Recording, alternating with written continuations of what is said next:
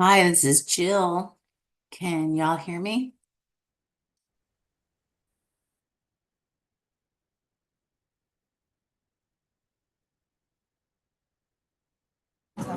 Yes, Jill, we Hi, can. this is Jill. Yes, Jill, we can hear you. Can you hear us? Yes, I can. Thank you.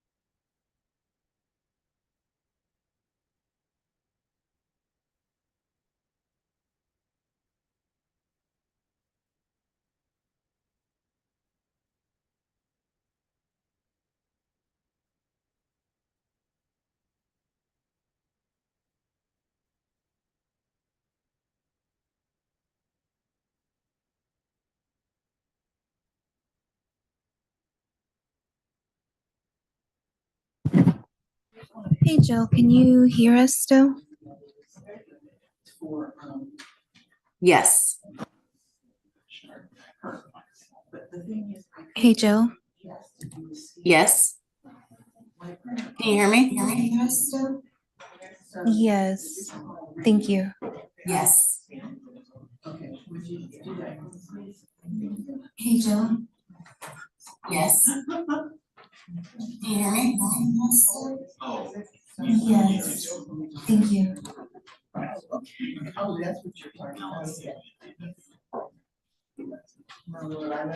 Hey Jill, can you speak again for us, please? Hi, this is Jill Sanchez Myers. Okay, thank you. We were having some technical difficulty and it should be working now. Thank you. Great, thanks. You're such a genius.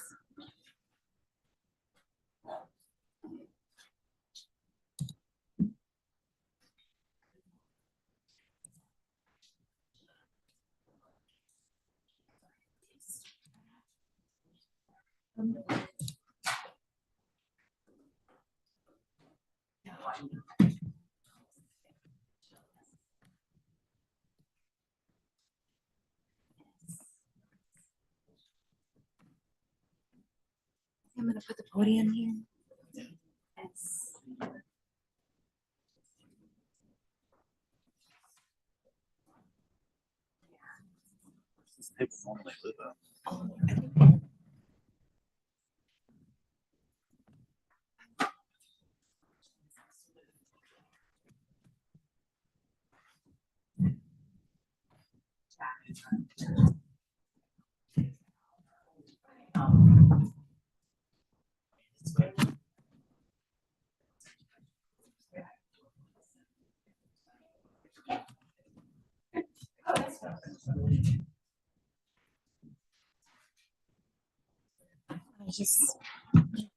Sure.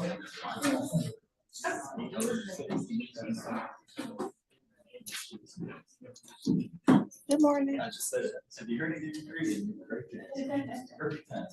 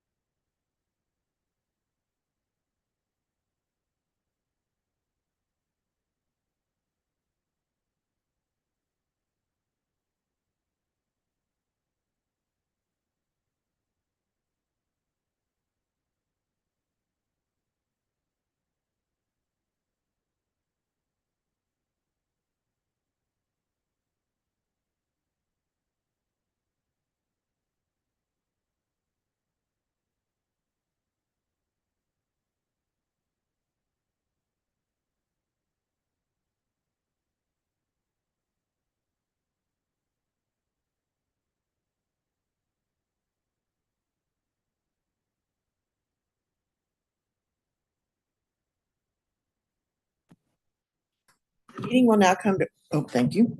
The meeting will now come to order. Welcome to this meeting of the Charlotte United, excuse me, let's start again. Welcome to this meeting of the Charlotte Unified Development Board of Adjustment on Tuesday, January 28th, 2025. My name is Deborah Dryden and I am chair of the board.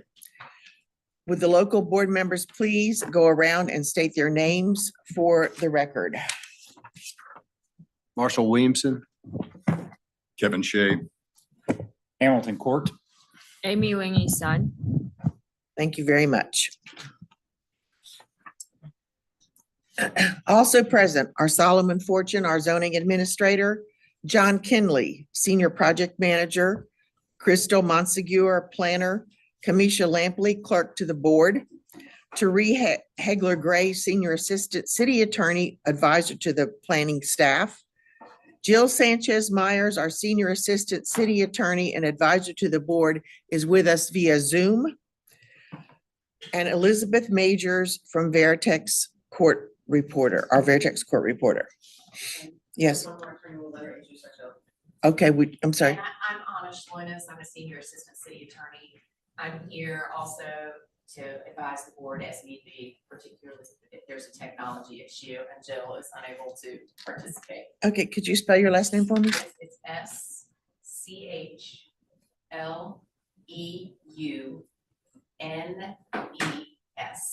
as in Sam. Okay, thank you, Vet. I appreciate it, Miss Anna. Okay, each of today's hearings is a quasi judicial evidentiary hearing. That means it is like a court hearing. State law sets specific procedures and rules concerning how the board must make its decision. These rules are different from other types of land use decisions like rezoning cases. The board's decision is limited and the board must base its decision upon competent, relevant, and substantial evidence in the record. A quasi-judicial decision is not a popularity contest.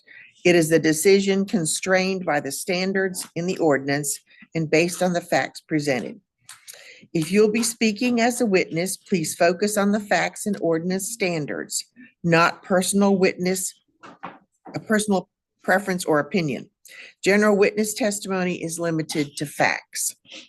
For certain topics, this board needs to hear opinion testimony from expert witnesses. These topics include projections about impacts on property values and projections about impacts of increased traffic. Individuals providing expert opinion must be qualified as experts and provide the factual evidence upon which they base their expert opinion. While hearsay evidence is not specifically excluded, it is only given limited weight. Parties with standing have rights to participate fully. Parties may present evidence, call witnesses, and make legal arguments. Parties are limited to the applicant, the city, and individuals who can show they will suffer special damages.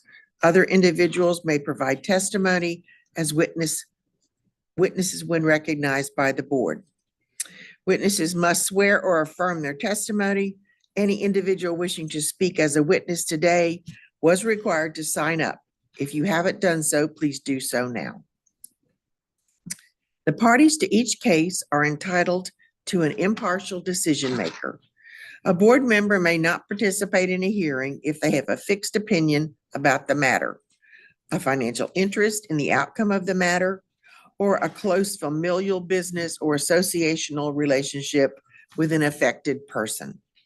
The parties to each case also have a right for any ex parte communication to be disclosed.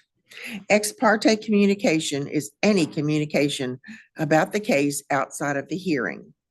That may include site visits as well as conversations with parties or the general public.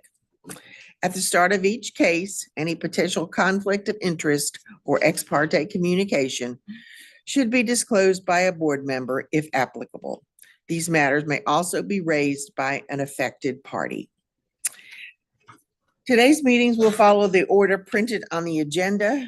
The order of the regular agenda will be as follows. All parties who plan to give testimony must be sworn in. A city staff member will present a summary of the case. The board may question the staff member and then the applicant may question the staff member. The applicant presents their testimony for the case and any sworn witnesses provide testimony. The board and city staff may question the applicant and their witnesses. Other parties wishing to speak for or against a case will be given reasonable time to present sworn testimony. The staff and then the applicant will be given an opportunity for rebuttal.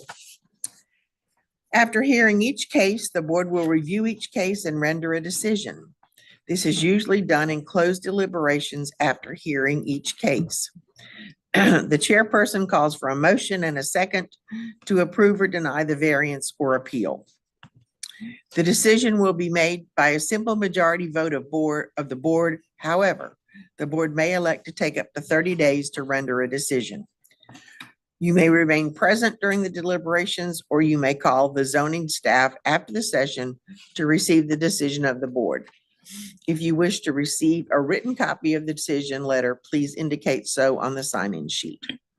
All exhibits must remain with the board. If your case is not appealed to Superior Court after 30 days, you may pick them up or they will be destroyed. Appeal from this board, excuse me, is to the Mecklenburg County Superior Court. You have 30 days from the date of the board's written decision in which to appeal, in accordance with NCGS 160D-405D.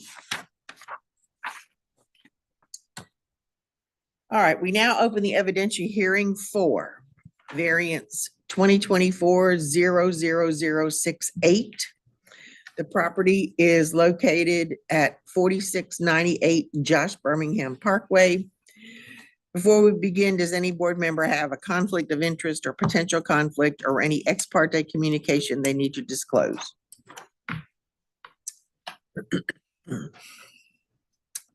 At this time, I'll administer the oath for all individuals who intend to provide witness testimony. Monsieur, do you solemnly swear or affirm that the evidence you shall give to the board in this action shall be the truth, the whole truth, and nothing but the truth? Okay, you may begin. Good morning, everyone. This is case number variance 2024-00068. The applicant is Parkway Advertising Corporation, represented by David Murray, for the property located at 4698 Josh Birmingham Parkway. The variance is to Article 22, Table 22-5, to allow a double-sided electronic conversion of existing static board to front a parkway rather than a limited access road.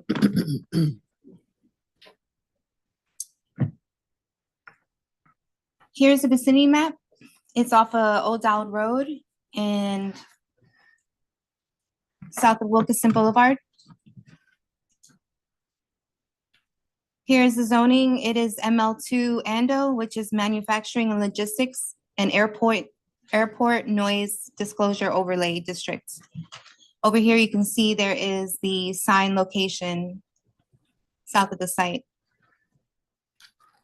Here is an aerial map. This is Josh Birmingham Parkway here and Old Dowd Road. And this is the sign location in the square. Here's the street view. You can see the existing sign. The variance is to Article 22, Table 22-5, to allow a double-sided electronic conversion of existing static board to front a parkway rather than a limited access road.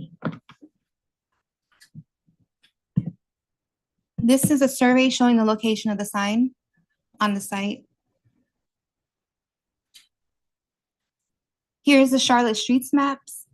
You can see it's red because it's a parkway for Josh Birmingham Parkway here. An aerial map, once again, so you can see the location.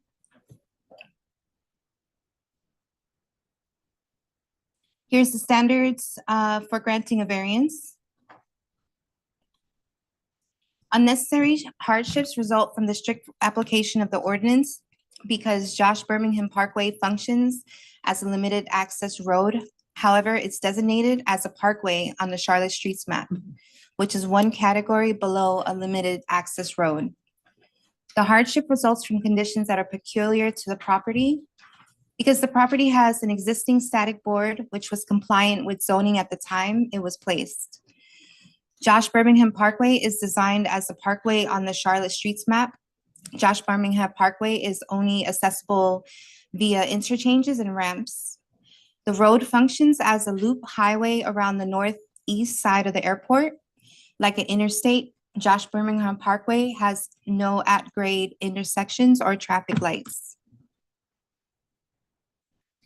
The hardship does not result from actions taken by the applicant. The hardship results from the road designation and the strict application of the ordinance. The requested variance is consistent with the spirit, purpose, and intent of the regulation such that the public safety is secured and substantial justice is achieved.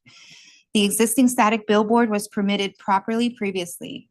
The ordinance allows conversions, and a change to electronic function does not cause significant impacts to the area or safety. All other ordinance standards for electronic changeable face outdoor advertising signs will be met. Granting the variance would not alter the essential character of the industrial area. And here is the sign located on the property. And that's the end of the presentation.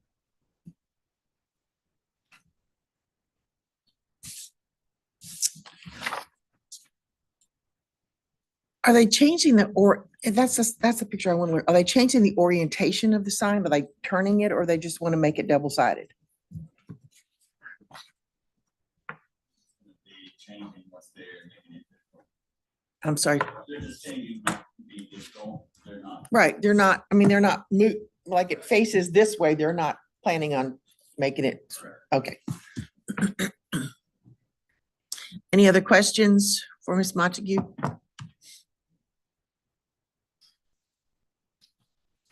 Comments from the board?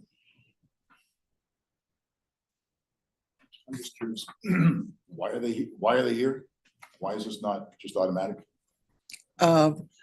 Mr. Fortune, would you like to respond? Mr. Fortune. We need to swear. We named, yeah, I'm sorry, we didn't swear Josh in, he talked.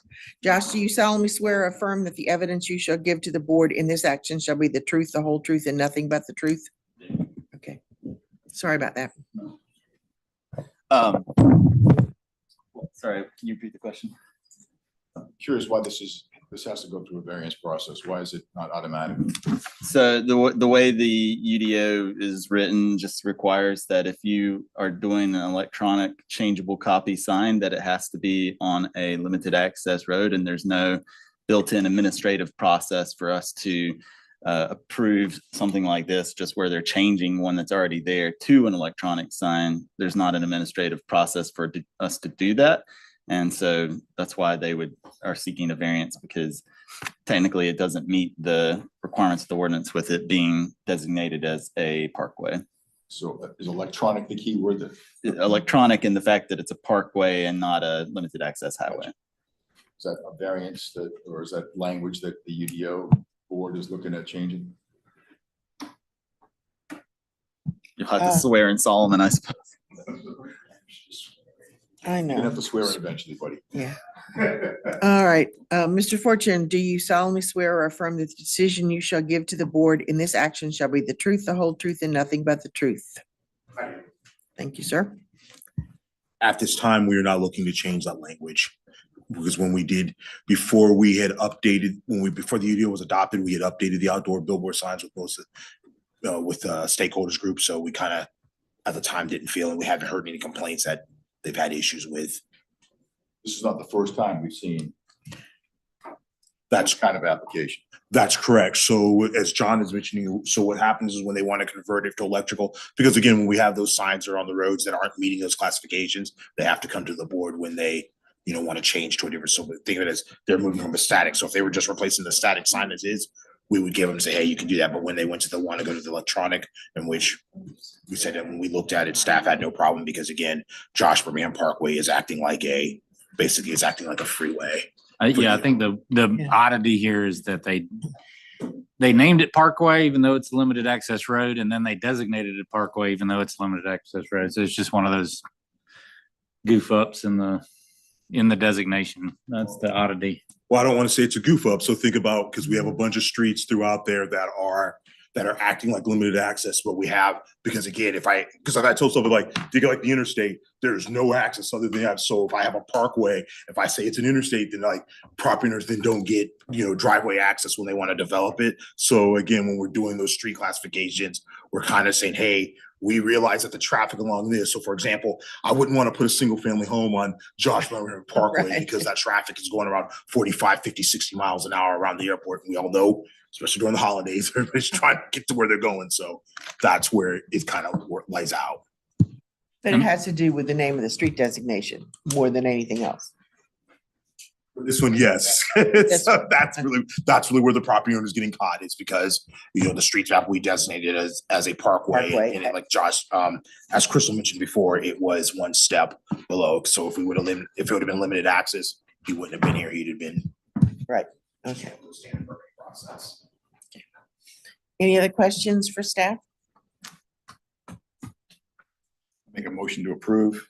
Mr. Shea makes a motion to approve. Do I hear a second? Second. Okay, Mr. Shea made a motion to approve. Mr. Court, second. Mr. Williamson, Yes. Mr. Shea, Shay, yes. Mr. Court, Yes. Ms. Sun, Sun, yes. Dryden, yes. So the variance is approved. All right, I need a motion to approve the finding of facts and conclusions of law. Court motion to approve. Thank you, Mr. Court. Do we hear a second? Williamson, second. Thank you, Mr. Williamson. Ms. Sun, Sun, yes. Mr. Court, Yes. Mr. Shea, Shay, yes. Mr. Williamson, Williamson, yes. Dryden, yes. So the variance is approved. Thank you very much.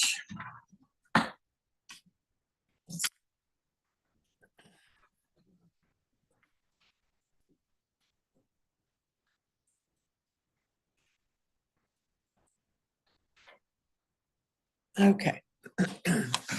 All right. Now we'll open the evidentiary hearing for variance number 2024-00065 for property located at 113271 2704 Sadler Road. I was thinking that couldn't have been the right address. Too many numbers.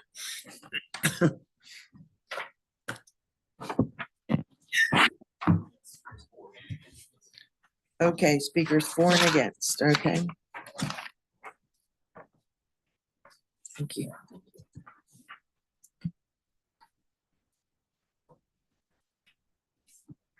All right, just give us a moment, please.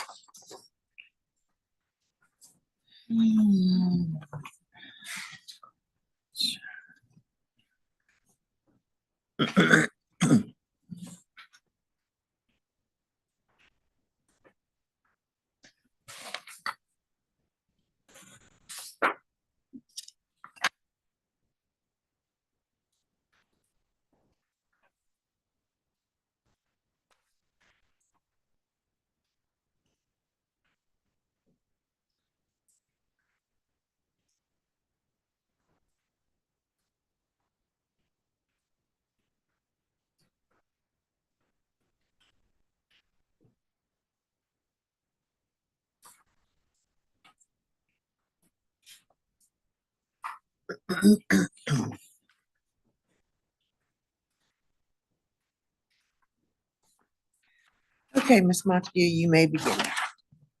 Okay, thank you, Chair. This is case number variance 2024-00065. The applicant and owner is Norman Whitaker for property located at 2704 Sadler Road. It's a 3 variance request for proposed detached garage. The first request is a variance to Article 17(1)(d)(1) to allow a detached garage in the established front setback. Second variance is to Article 17(2)(b) to reduce the front setback for a detached garage from 20 feet to 3 feet.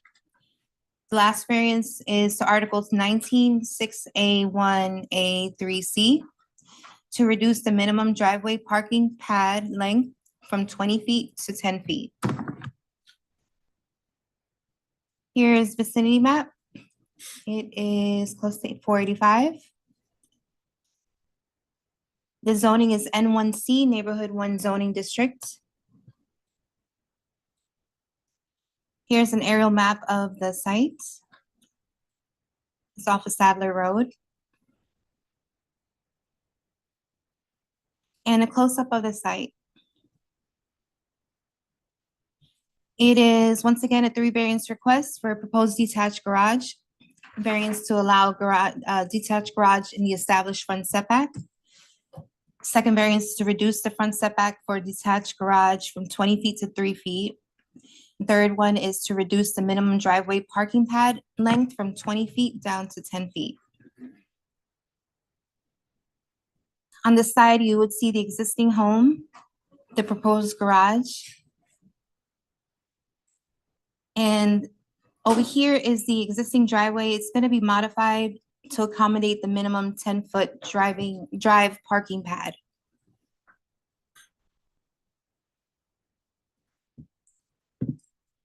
Site considerations are there's a 50-foot swim and Duke power buffer here at the rear of the lot. There are steep slopes, septic fields in the front, septic tank, septic line and drainage way steep. It's steep, and then the proposed garage is next to the well house. Here you can see a FEMA floodplain and a 50-foot watershed buffer covering the rear of the lot. And then on this side, you can see the elevation dropping from 594 feet to 568 feet, a 26-foot drop from Sadler Road to the lake.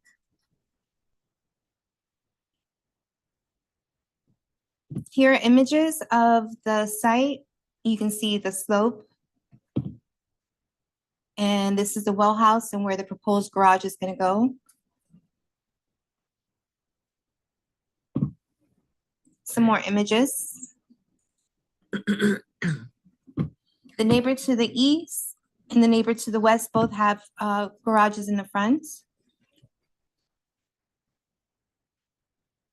Here are the standards for granting a variance. Unnecessary hardship would result from the strict application of the regulation because it requires the detached accessory structures to be located in the side or rear yard. The property is located on Lake Wiley and slopes steeply down towards the lake. The UDO requires a lake buffer, and the rear yard of the home is within the lake buffer. Per the applicant's plan, there is a septic line and a drain field prohibiting compliance with the 20-foot setback for garages. The garage will face west towards the existing driveway, which is located within the front setback. The applicant has agreed to the condition that a driveway parking pad with a depth of at least 10 feet will be provided in front of the garage door. The hardship does result from conditions that are peculiar to the property because of the shallow depth of the lot and the topography is steep, sloping towards the lake. There is a 50-foot wide water quality lake buffer and floodplain over the rear yard. The hardship did not result from actions taken by the applicant or the property owner. The site constraint existed prior to the owner purchasing the property in 2024. The home was constructed in 1945 and is served by septic, as there is no public sewer available to the area. A septic tank is located on the east side of the home and a septic field located on the west side of the lot near the road frontage. The requested variances are consistent with the spirit, purpose, and intent of the regulation, such that the public safety is secured and substantial justice is achieved. Building on a portion of the part of the lot that is already paved will minimize the net increase of impervious surface area, reducing impacts to the lake and watershed. The visual impact of the garage will be reduced because the building site is several feet below the grade of Sadler Road. The visual impact of the garage will be reduced because the building site is several feet below the grade of Sadler Road, excuse me. There is a 6-foot high masonry wall along the property line of the adjacent property, providing partial screening. Other existing dwellings in the neighborhood have similar detached accessory structures on the front of their property. The variances would allow the construction of a detached garage, and granting the variances will not adversely affect the adjacent or contiguous properties. Granting the variance would not alter the essential character of the neighborhood. And here is the sign on the site, and that is the end of the presentation.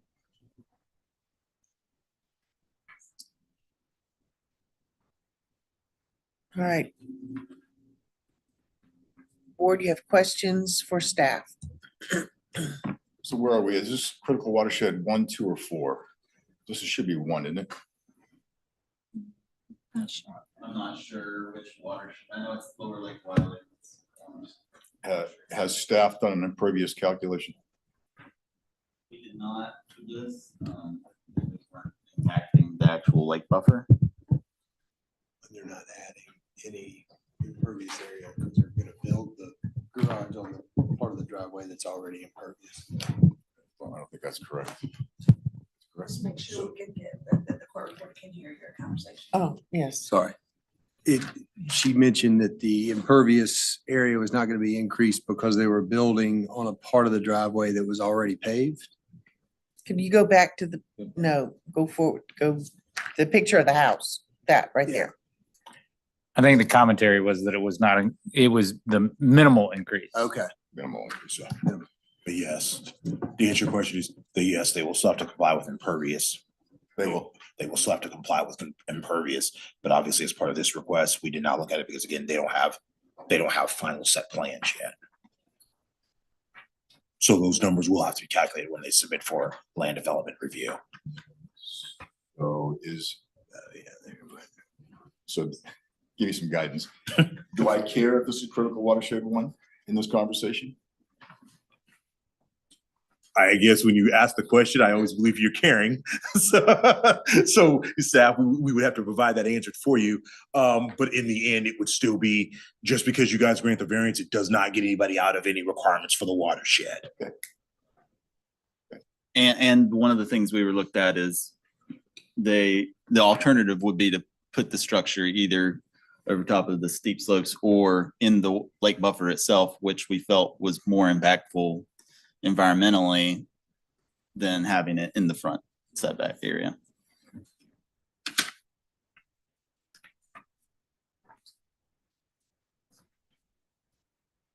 Can you go back to the picture of the house where the well house is? That one.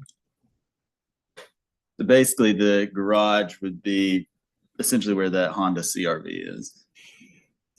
And then I guess if you look at the site plan, it extends a little bit beyond to the closer to the house than the edge of that pavement does. Any more? Are they gonna have to take that tree out Go back to the street. or what, or a bush, I guess would have to come? Not sure if the Yeah. tree would have to be removed or not. The little bulb out of the grass there Yeah. would be paved in order to accommodate the minimum 10-foot driveway in front of the garage door. So I don't know if the tree would be impacted or not without having like final design plans. We wouldn't be able to answer that question. Is it 1 car, 2 car garage? It's 24 by 24, I think. The dimensions were on the plan. Go back one more. Okay. They're gonna have 4. Yeah, 24 by 24. The owners have been apprised of the fact that they will have to meet impervious. Yes. Actually, the applicant is probably here. Yeah, Some of these they'll- questions may be appropriate for Yeah, them. they'll be speaking because there's speakers in favor and in opposition. So Okay. Any other questions for staff? All right, those speaking for this variance, if you could step forward, please, and be sworn in.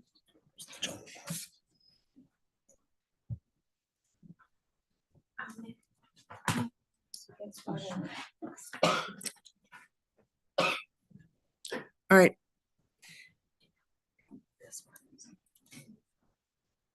If you would state your name and spell it for the court reporter, please. Norman Whitaker, LRMAN, WHITAKER.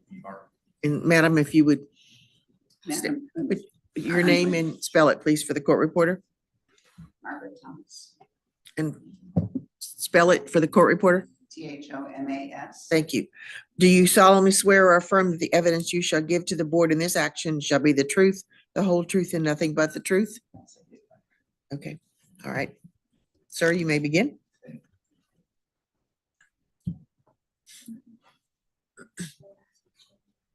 I have a presentation, but most of the points have been covered by the staff, so I will try to zoom through this. This property on Lake Wiley is part of a subdivision that was developed in the 1940s. And it was a recreational subdivision. It was mostly weekend getaways, small structures. Over time, some of these structures were added on to, some of them were replaced with new structures. Our property actually had a house constructed in 1946, and it was demolished and replaced with a small structure in 1996. And that house has been added on to at least once. Both sides of the cove, Windy Cove Road and Sadler Road, were part of this original subdivision. And as far as the 10-foot parking pad reduction, if we can provide 20 feet, we will. That's a contingency to allow for our site planning. And again, this is another view of the constraints on the site. The septic, the steep slopes and the lake buffers are pretty obvious. The septic facilities were approved, as my understanding, in 2007. Originally, the county had said this is not a suitable site, and they later approved an alternative septic field arrangement that involves a grinder pump. There's a septic tank on the right side of the house, and there's a pump that pumps effluent uphill to the area where there was an acceptable septic field spaced far enough away from the well. So there's a line that connects the septic tank to the septic field that runs across the front of the property. And the permit that was issued says that none of these facilities can be altered or built on or paved over, or the permit could be voided. And I am going the wrong way. The green outline is our property, and you'll see the adjacent structures also have some accessory structures on or very near the property line. And there's several other instances on these two long cul-de-sacs of similar accessory structure placement in the front setback. These are other photos. Our house is in the middle. And again, this just illustrates the relationship of these other accessory structures on the other properties to Sadler Road. Staff had suggested we look at two alternative sites, or be prepared to explain why they wouldn't work for us. First one, alternative A, would require paving over a portion of the septic field in order to get a driveway access to a garage, and the garage itself might impinge on the septic field. Again, it's not advisable, in our case, not permitted to pave over any of those septic facilities. Location B puts the garage on top of our on-site drainage features and the septic line that connects the grinder pump to the septic field. The area across the road is very steeply sloped, and it will be part of a landscape buffer around the river district, at least 300 feet wide. And the hill directs water towards the houses on the residential side of Sadler Road. So the drainage features on our site, a swale and a drainage collection line, they work pretty well. Some of our neighbors have had big water problems, but we would like to leave our drainage ways intact on the site. Here's some photos. The first one shows the extent of the slope, and that slope, by the way, carries on up the hill across the street, and then there's a lot of water that comes down that hill towards our house. The photo on the right, the green grassy area near the front is the location of the septic field. This is the front of the house. Attaching a garage to the front, first of all, would be structurally difficult because of the low roof line, but it would also cover up, well, it would put a foundation on top of the septic line and would interfere with the drainage flow on the site. You'll notice in this location, the garage would be approximately where the silver SUV is, and the site is several feet below the grade of Sadler Road. And as was mentioned earlier, the impervious surface area is way within the maximum, and that's available on the GIS system. I don't remember what it is, but it states what our impervious cover is now, and there would be a minor and incidental increase in impervious surface area. The other alternatives, any other alternative to this location, would involve 100% of the building area being an increase in the impervious area.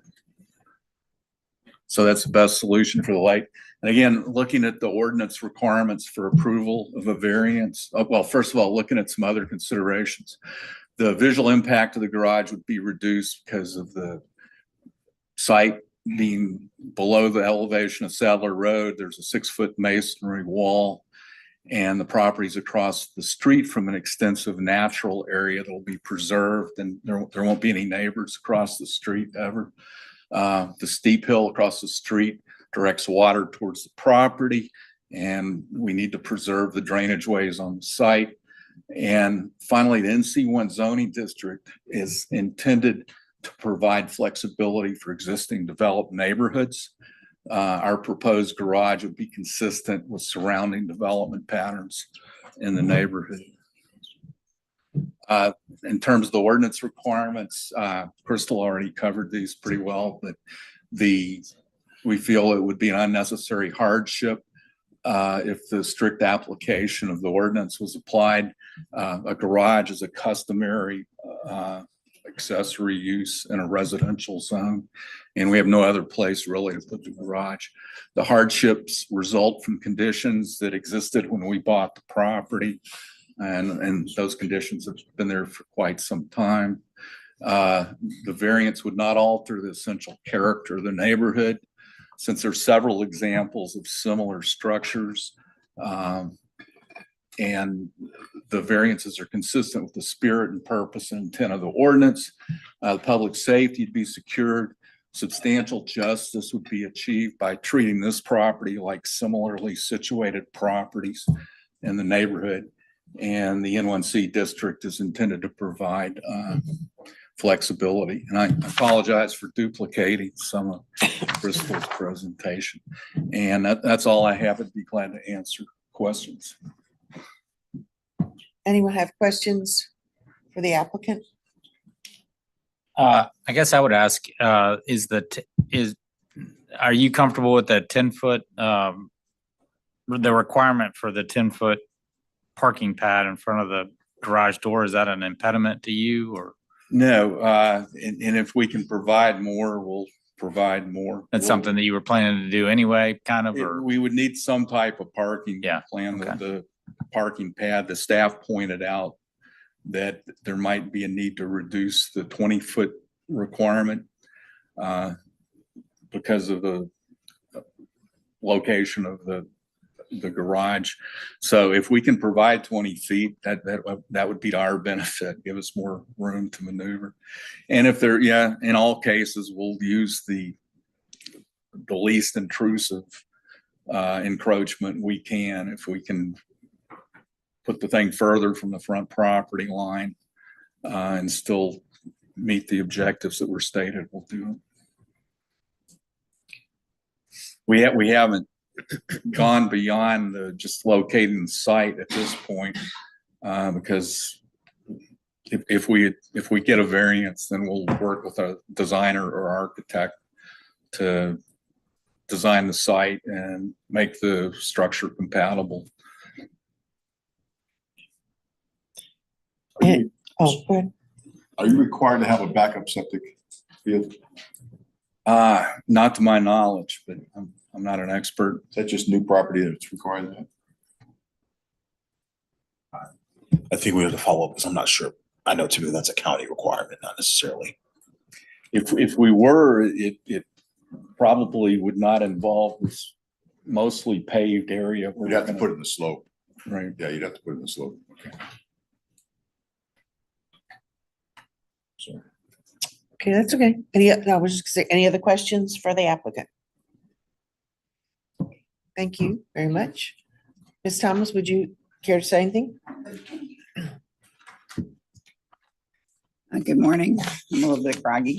I'm a West Coaster most of the time. I've owned my house on Sadler Road for coming up on 31 years. And my biggest thing I dislike about it, and I have no judgment against somebody wanting to have a garage. However, this is setting a dangerous precedent. This road is a narrow road, and it's the only place for big trucks to turn around. And I don't know if that would impede any, I don't think it would impede any vision for that, but it's been a kind of a little niche that most people didn't know about that even existed. There are two other people I know that have property on this road. One is my neighbor. I'm the second house away from his property. And the third house going towards the east, when they owned their property probably 35 years when I moved there, and they had to go under the road and buy the parcel across from them because they had the same issue. So their septic tank system is sitting halfway across. Their leach field is halfway in front of my property, and their septic system is in front of their property. That was for EPA requirements. So I don't understand why this would not meet, or would it meet EPA requirements of possibly interfering with the septic tank or septic lines or leach field or anything like that. That would be a big concern for me, that this could impede the structure of the septic to leak into the lake somehow.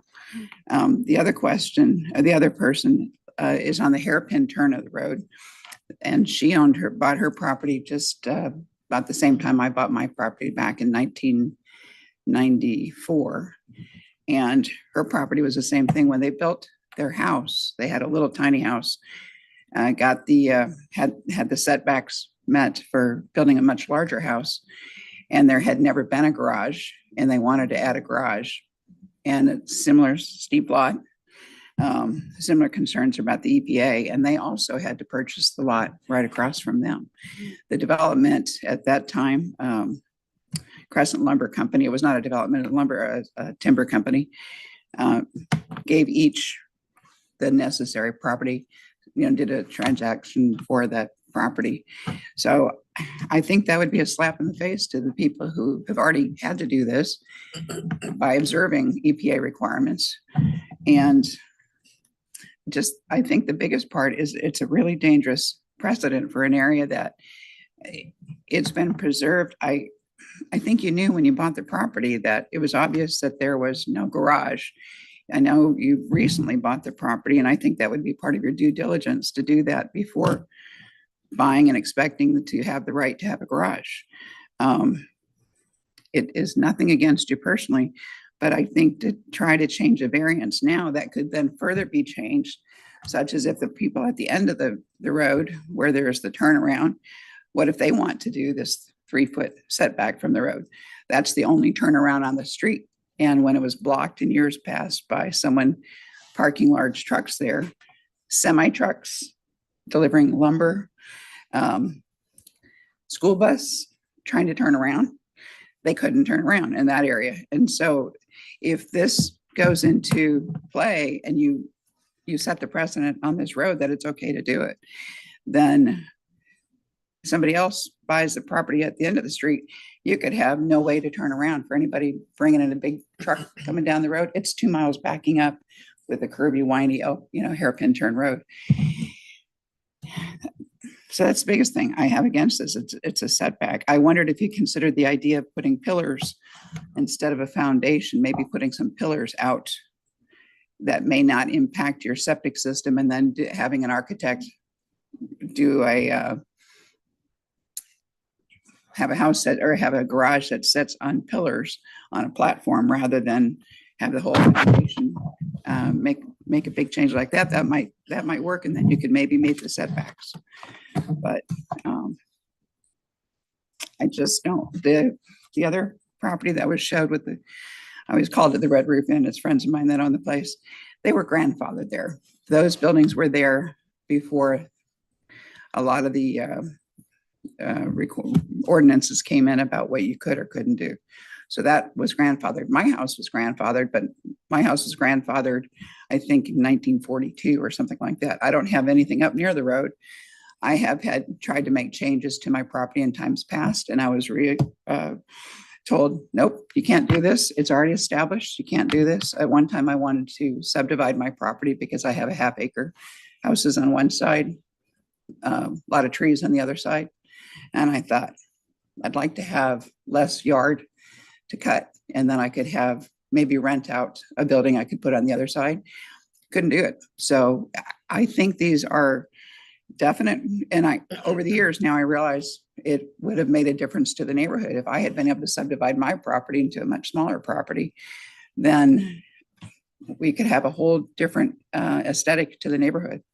So I just think it's a precedent that would be bad for current owners, other current owners, for new owners to come in and change it because it doesn't suit their needs. That's why you look around and shop around. And if there's going to be a problem with buying something, you do that due diligence before you make the decision to purchase. Thank you. Thank you, Ms. Thomas. I will caution you that the board, unfortunately, we can't deal in what ifs. Just for your information, all the information you shared about the turnaround and the possibility of this or that, that's not something that we can project. We have to just deal, and we deal with each property as it comes to us. I appreciate all of your comments, and we will take those under advisement, but just be known that is not something that we can say, well, we're going to turn this down because it might. We can't deal in it mights or it could. Okay? May I explain it? Sure. I completely understand that the hypothetical that could occur is not real. However, a precedent is. And if you establish that as a precedent, it is a possibility. Right. But what I'm saying is we cannot consider that when we make our decision. I appreciate The impact would be real though. Okay, thank you. Any questions for Ms. Thomas or the applicant? Kevin, to answer your question, this is in the lower Lake Wiley critical area.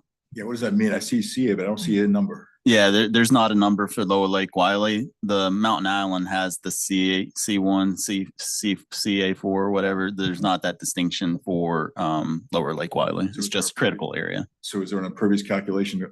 There would be. I don't know what it is off the top of my head.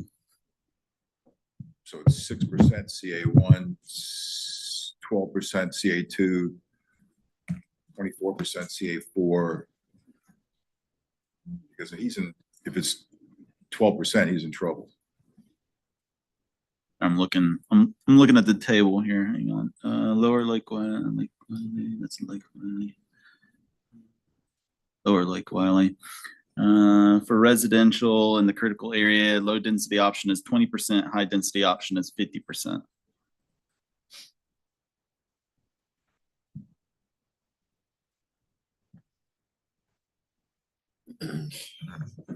Any other questions or comments, board? I would just make a comment about the condition in which other neighbors may be trying to solve this problem by eliminating their septic field altogether on their property and purchasing an adjacent property to create a septic field. I guess that's essentially the description of the way folks were handling this situation. And I don't know that that's necessarily, there's a lot of variables that we really can't know in those conditions. There may be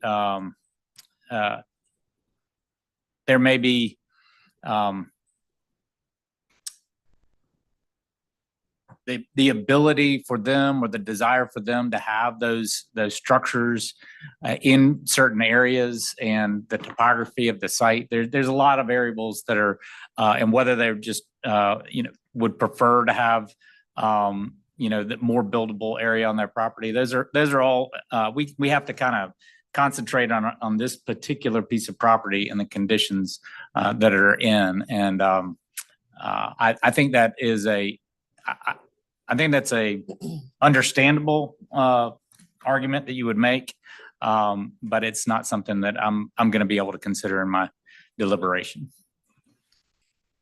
Any other comments?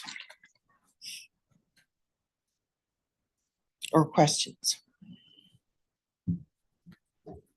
Mr. Shea, have you gotten from staff what you were looking for? Yes. Thank you. Okay. All right, thank you, sir. Thank All you. right, we will now close this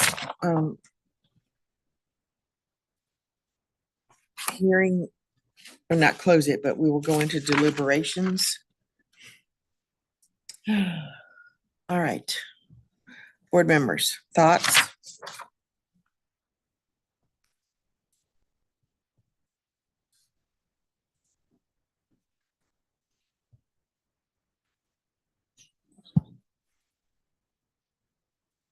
I think I kind of gave some insight on my thoughts on the matter. I am inclined to approve the variance. I feel like the character of the neighborhood is such that this would not. This is within the intent and spirit of the ordinance. Mr. Williamson, thoughts? I would agree with that. I'm inclined to approve it. Just, I think they're making the best of the situation at hand, and I don't think it'll affect the neighborhood and the character. Okay. Mr. Shea, thoughts? Still thinking. Okay. Well, I agree with Mr. Court and Mr. Williamson, looking at the problems with this piece of property, with the water buffer. And, it would be easy if there were city sewer lines that ran out there, then you wouldn't have to worry about impervious fields and septic tanks. But I know all about that because we had septic tanks that impeded our renovations for a long time until the city finally ran water lines out by us and sewer lines. It looks to me like they're making the best of a very difficult situation. I don't think it's our purview to say, well, we're not gonna let you put this here, but you can go and buy the piece of property across the road from you. I don't think that's where, looking at this, that's not a viable option for this board to make. Ms. Sun, do you have thoughts? Yeah, I would agree with other board members and that hardship would result from the strict application of the ordinance, and that they're already trying their best given the 50 feet water buffer and the floodplain that the only conceivable area is the front of the yard. And I do see that they have agreed that the driveway and parking pad with a depth of at least 10 feet will be provided, and hopefully with working with an architect, they can get maybe not 20, but it maybe 15 would, so with the driveway and such. All right, Mr. Shea, comments now? We can driveway to modify to accommodate minimum 10-foot drive parking pad. That's what staff requested, correct? Yes. And according to this, the applicant has agreed. I know that you specifically worry about off-street parking, I do. so 15 feet is way better than 10 feet. I think they've got the room for it. First of all, I agree with everybody, but I would feel better if we had a 15-foot driveway there that we could fit a car. Right. Because someone could hang their tail end of the car out there on the street, and Ms. Thomas's concern would be very real. Right. At that point. So I mean, if we had the ability, I know they haven't had this design yet, but staff isn't supportive of it, so that makes me comfortable with it. But we could push it back a little bit so we get 15 feet. I would feel a lot better about that.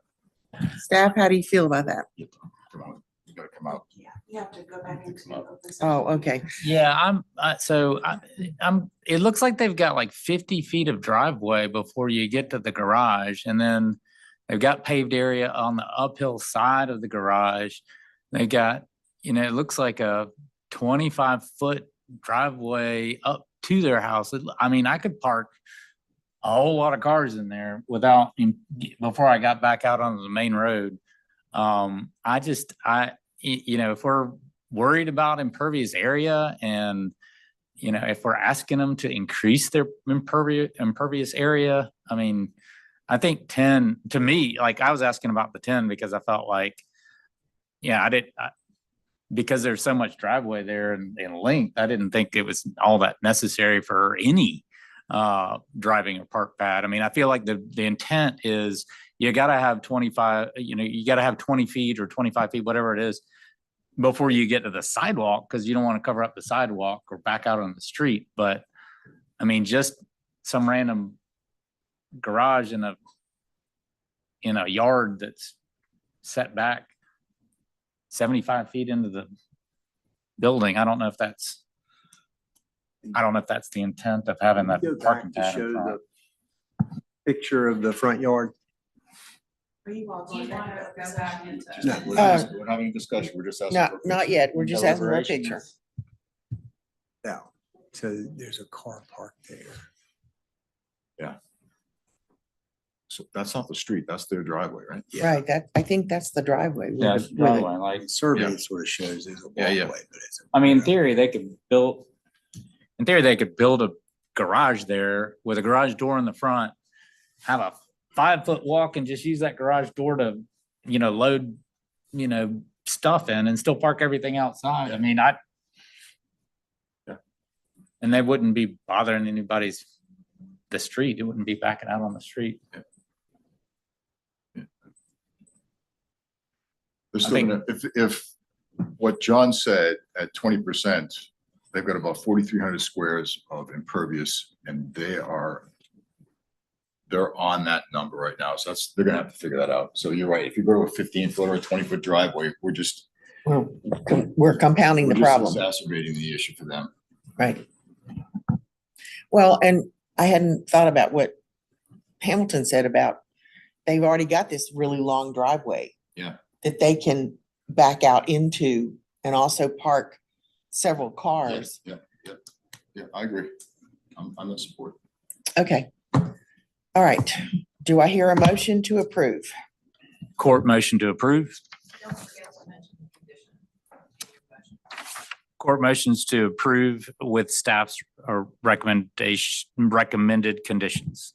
Of at least 10 feet that we provided in front of the garage door. That it's already in the finding of facts. It's number Whatever their 11. recommendations are, I'm moving to approve it with their recommendations. All right, I have a motion to approve the Williamson, second. variance with number 11. The applicant has agreed to the condition that a driveway parking pad with a depth of at least 10 feet will be provided in front of the garage door. All right, Mr. Court has done that. Do I hear a second? Williamson, second. Thank you, Mr. Williamson.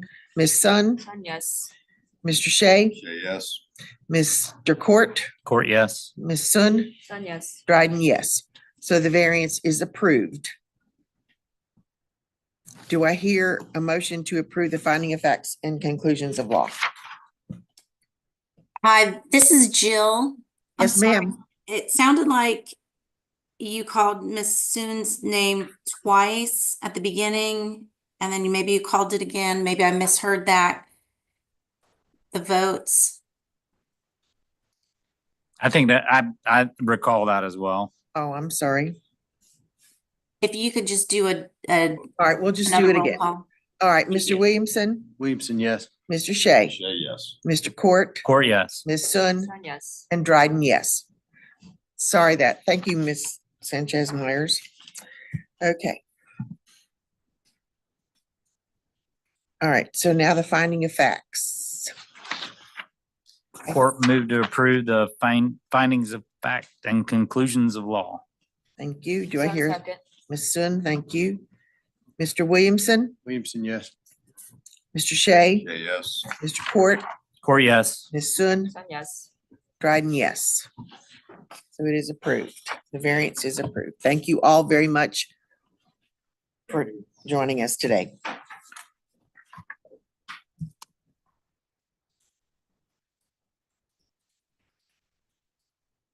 Okay. All right. Okay.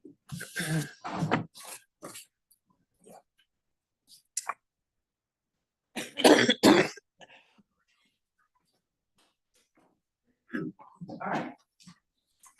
We will now open the evidentiary hearing for variance number 2024-00067 for a property located at 2719 Ashley Road.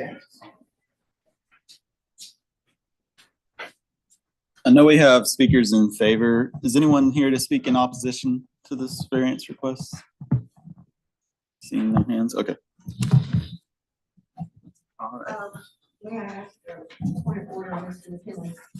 Since it's on the recommended agenda, is it necessary for the applicant to speak? This Nobody opposed? staff is opposed to this one, so that's why it's on the regular agenda. Okay. Okay, go ahead.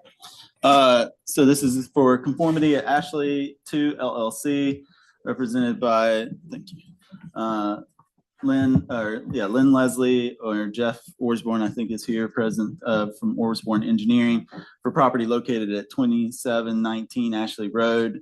Parcel is owned by Conformity Ashley 2 LLC. And the request is a variance to Article 5.3 G1, Table 5-6, which requires basically a 50-foot wide open space area when you have attached units fronting out onto that open space area. The alternative is to have those units face the street, and I'll get a little bit more into that when we get to the site plan, just to kind of explain that requirement. And they're requesting to reduce that down to 25 feet at the narrowest point and 43 feet at the widest point. Site is located north of Wilkinson Boulevard, west of Moorhead Road, off of Ashley. It's at the corner of Ashley and Greenland. It's currently zoned N2B, Neighborhood 2 zoning district. And there's N2B to the east and N1B to the north. This is a closer up aerial of the site, currently vacant lot. There's single family residential to the north, some non-residential uses to the west, and then multifamily to the east. It's the street view of the property at the corner. Here's a survey of the property.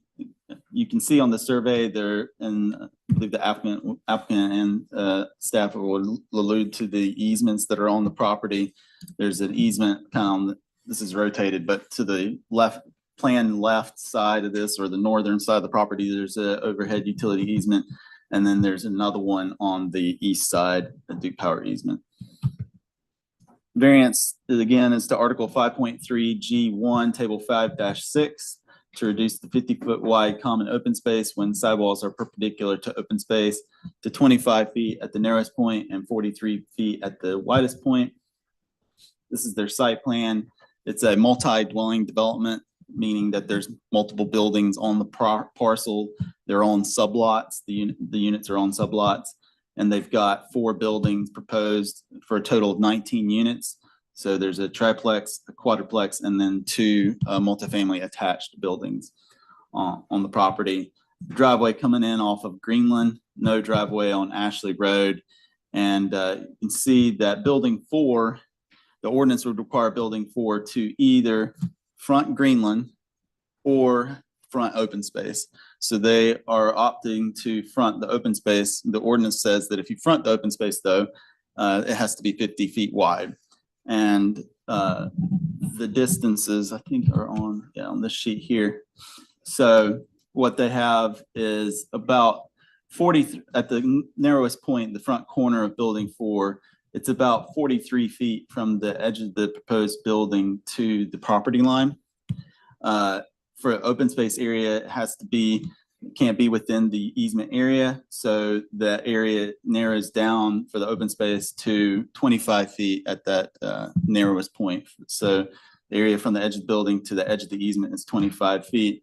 And then at the back of the building 4, it's almost 50 feet. It's right about 43. Well, they're showing 43 feet on their plan to the, but if, and you can see if you measure 50 feet out, it's just up into the easement area. So the blue box is basically a 50-foot depth. If you were to meet the code requirement, the blue box would be the open space area that you would need to provide. So some other considerations, it's from the northern property line, or from the edge of the easement area, I'm sorry, to the driveway is 75 feet. And building 4's total width with their sublots is 72, 73 feet roughly. And that's 50 feet deep from the edge of the driveway to the back of the sublots. So, there are some other development options that we think that could be possible. One potentially would be rotating building 4. Another could be, they could drop a unit to have the additional space to be able to make the site work.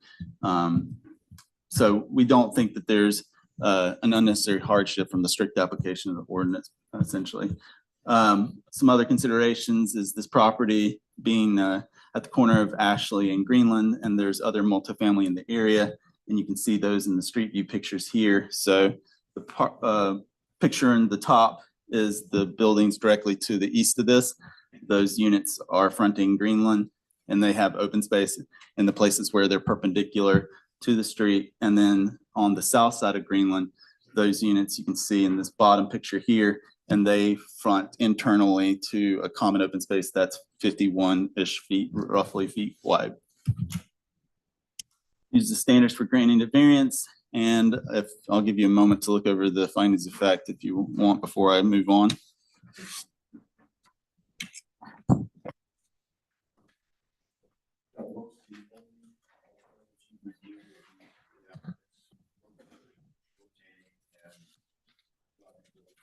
Those were the 2 that we looked at initially. There's certainly other potentially options. We're not site designers, but when we, looking at the application of the code, those were the 2 that kind of struck us as the most obvious, potential ways to address the issue.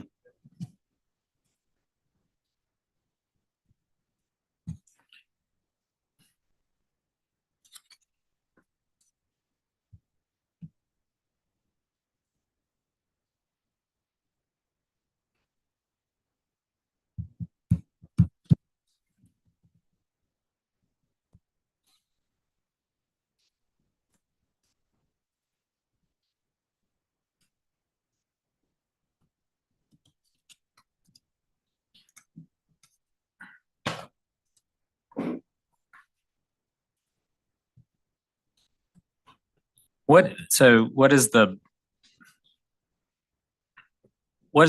definition of abutting frontage? So if it's,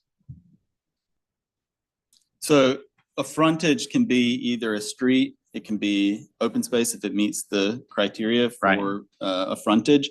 It could be a greenway or a trail.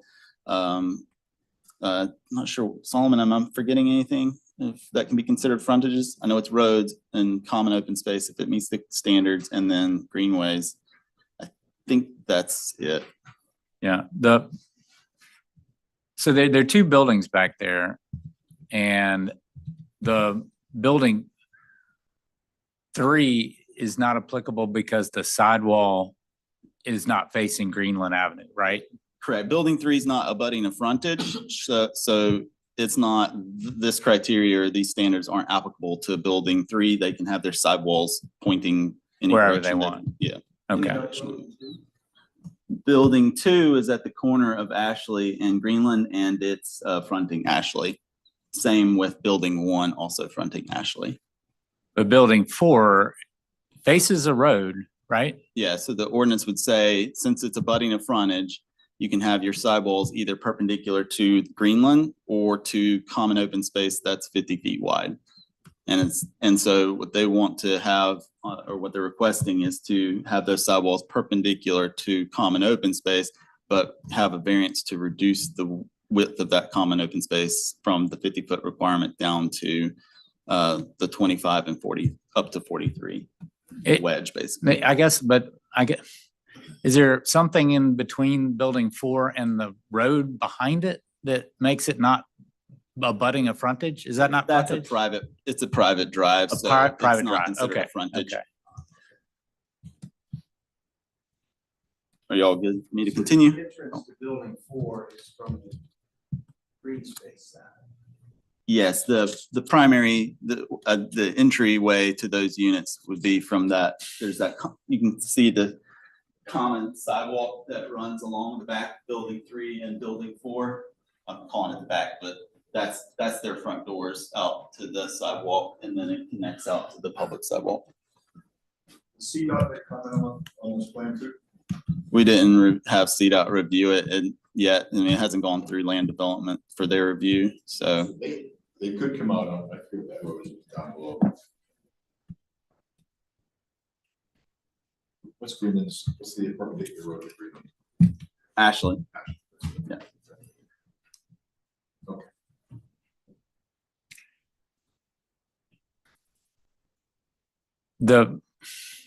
The driveway into that private drive looks substantial, like it's a city street driveway. That looks like, it doesn't seem like it's a private drive. Plan says it's blurry, but it says type 2 modified driveway, and they're pulling from the Charlotte Land Development Standards Manual for that driveway design. And then Jessica Christine Court, which is their private alley, is, let's see, 20 feet wide. Okay, so that's type 2 driveway? Yep. Okay. And that's where the parking spaces are, like. No, there's parking in the garage, and then they've got parking spaces at the end of the alleyway. What is the driveway going into this development? What type is that? It's an alley, private alley. Okay. But it would have a driveway profile. I mean, is it a driveway type? Type 2 also? Yeah. Yeah, it just.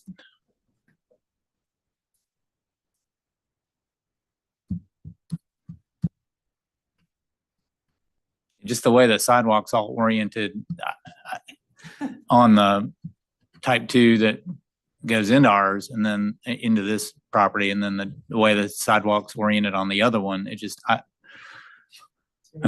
it doesn't seem.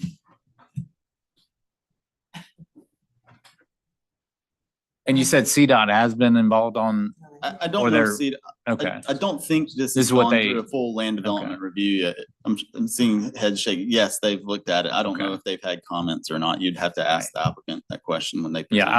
I'll ask the applicant if it's been designed to their recommended profiles.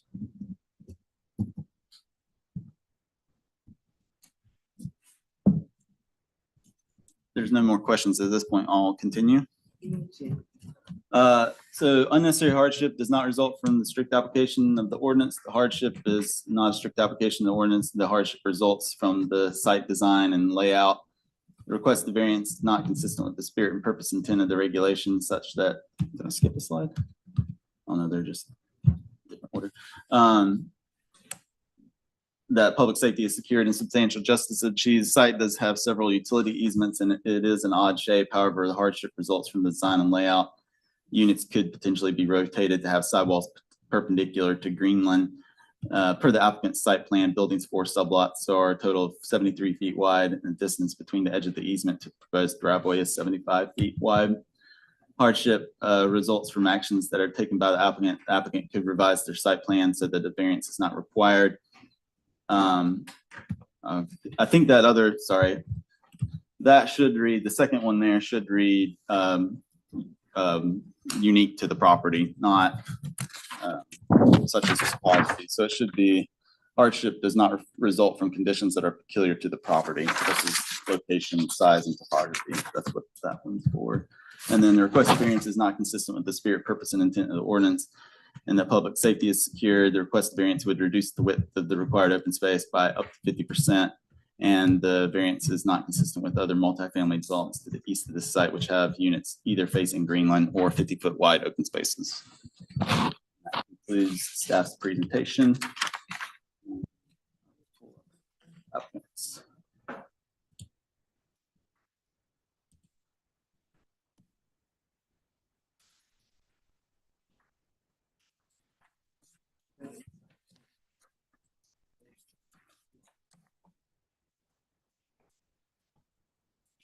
Wait until their presentation's over. Okay, you have an applicant for this property. If you would step forward, please.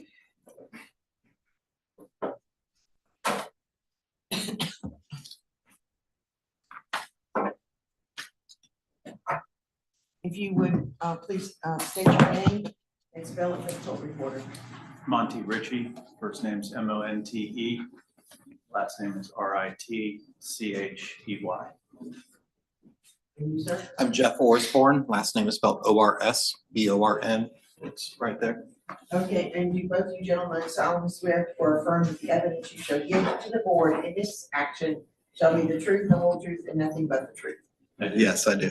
Okay. Mr. Ritchie? Use the arrow keys on the keyboard or the scroll wheel.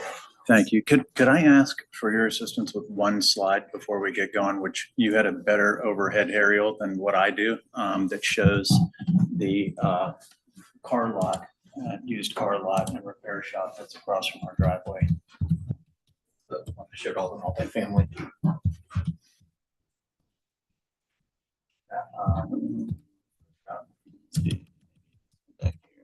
Yeah, that one.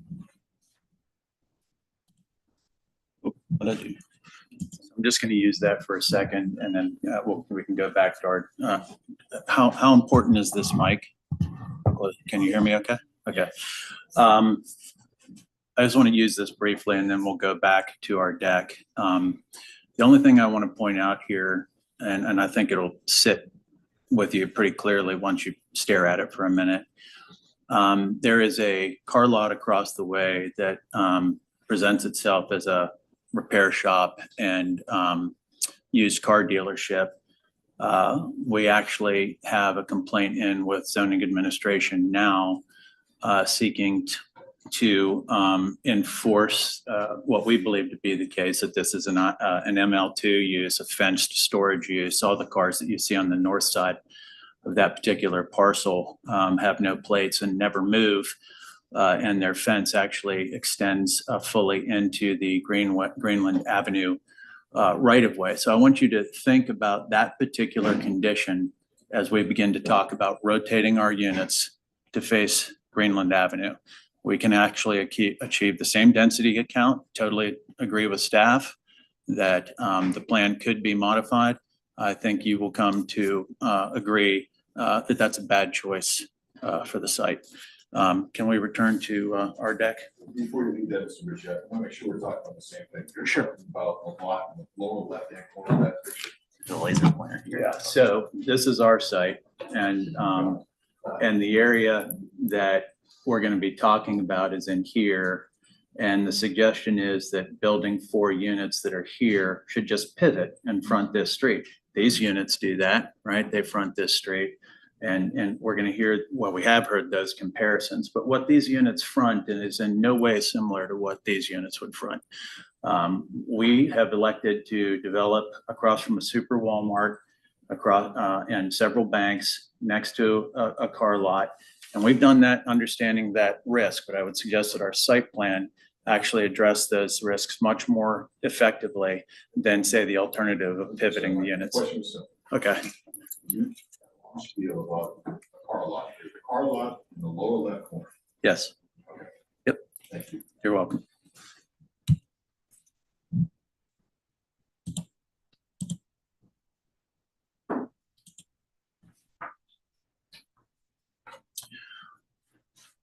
So staff talked about these dimensions here. We, as a practical matter, have much greater dimension of open space in the field when you consider the realities in the field. This is the corner of the private driveway where there were questions earlier. This is a stand of oak trees that we've worked very hard to preserve. They occur in our open space. And that green space continues on back into this easement. It is the easement itself that is creating a hardship for us. We really are able to stay entirely within meet the 50-foot requirement throughout our site, with the exception of where we extend just a hair into this private driveway at the hard corner. If we were making the argument, we would say we actually have 43 to 64 feet of open space, but it's the occurrence of the easement that keeps us from realizing the benefit of those calculations, this purple right here. There's absolutely no difference between how this land behaves and how the area in the purple behaves. And we will not be impacting that purple area in any way because we're not building in it.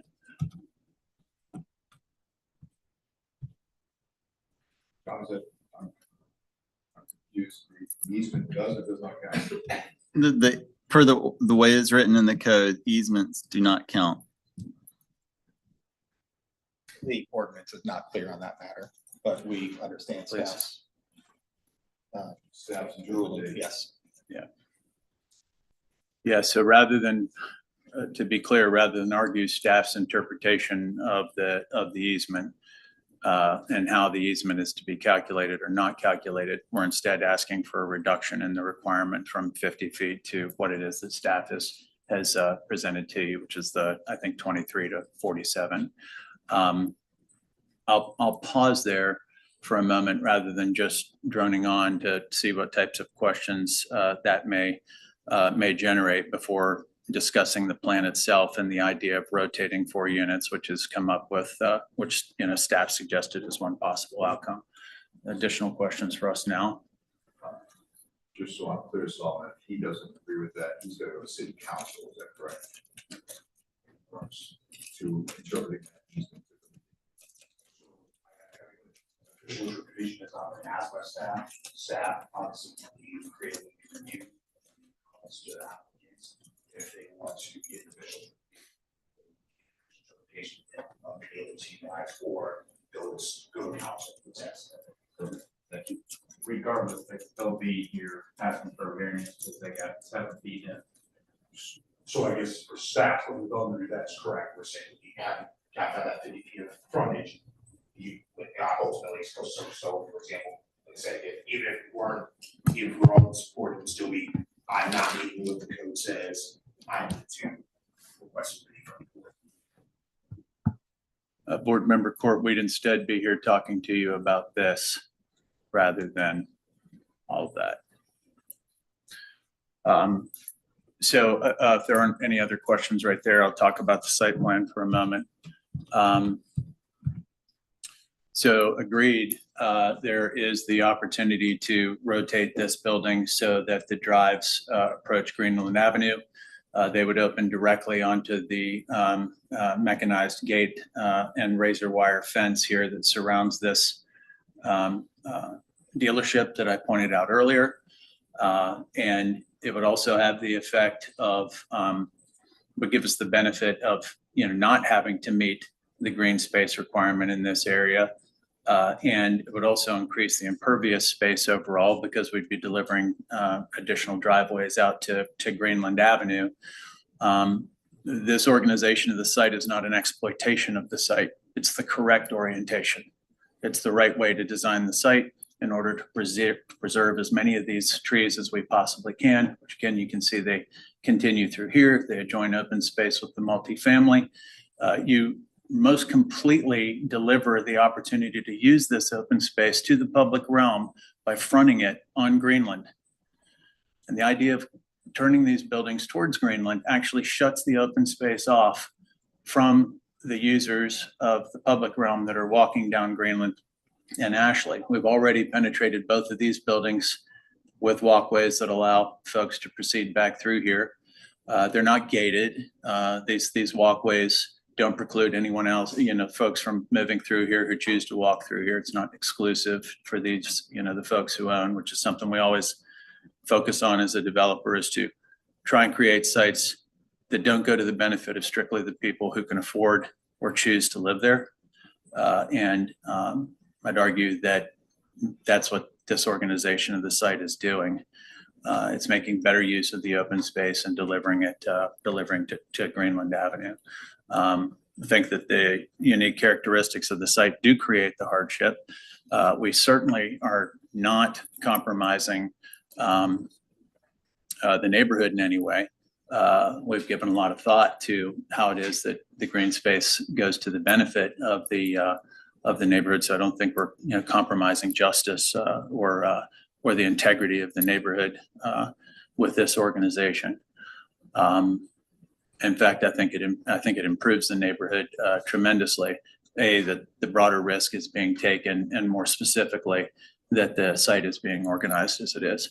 And I'll pause there again, and I'll give Jeff the laser so that I can stop talking for a little bit. Mr. Court, I believe you were asking about CDOT specifically. So we've been through 2 rounds of review and we're submitted on our 3rd. The CDOT has signed off. Their review in particular focused on the sidewalk, my hand shakes a little bit, the sidewalk location along Greenland. CATS additionally is having us upgrade their bus stop in this location to allow for a shelter. So that would be in front of this building if it turned sideways. And the space is tight for sure. We did have to work with CATS and CDOT to find a compromise for the size of the pad that can accommodate the shelter, weave the sidewalk through the area, and still miss some overhead power lines and guy wire easements. So if the building turned, it would not be positioned in a way that it could have driveway access to Greenland. It still would require an alley behind, and that's what Monty was speaking to, the increased impervious. That would bring impervious all up into this green area in order to accommodate the building for orientation. While being compliant, I'm sorry to interrupt you, but strangely, while being entirely compliant with the ordinance. And it's not the better outcome.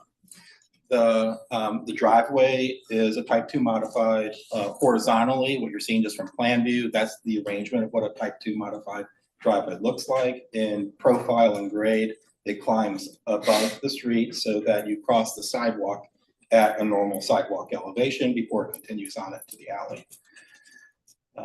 And all other departments are also similarly approved. Stormwater, solid waste, I mentioned CATS. There's a signal modification that has to occur. All the ancillary things are wrapped up. We're just hung up on this final zoning. I'm not beating up staff on their interpretation. We felt like this area was correct with the 50 feet, including the easement, and thought we were just asking staff for administrative adjustment to deal with the couple feet we're short. That's when they gave us the response of no, easements not allowed. Personally, I think the ordinance needs to be a little more clear to that, and it's not. So this is where we are.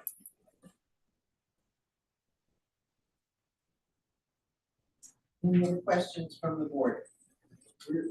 Are all the residents going to park in the lot towards the No, so each building has a two-car garage. It's a tandem car, so one in front. And so then we also had about 7 on-site called visitor spaces.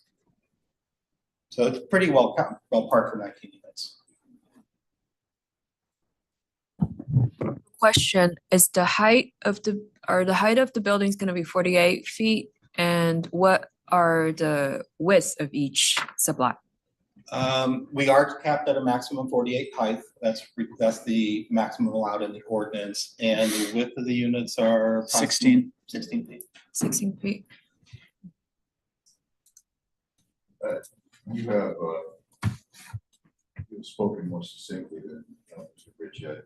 I think attacking staff is not the way to go about this, but my question is, why did you not ask them for a formal interpretation of the easement? I felt like I got a formal interpretation from staff. It was pretty clear in the review comments, and the follow-up emails were, this is what Solomon says. So I thought it was formal. My ignorance maybe is that it requires. Because he emailed you thought it was formal? Yeah. But I'm unaware if there's a letter that's supposed to follow. But regardless, if that was reversed through your board, we would still be short a couple feet planned right, because it does say 50-foot continuous. The ordinance doesn't address irregularity in a site, like the world's not square. So we would have then been either requesting administrative adjustment for those few feet, because it would have been within the 10% that Solomon could do, or we'd be back here asking for a variance if they didn't support the administrative adjustment. Like, we're down to feet, and we're not measuring from the face of building.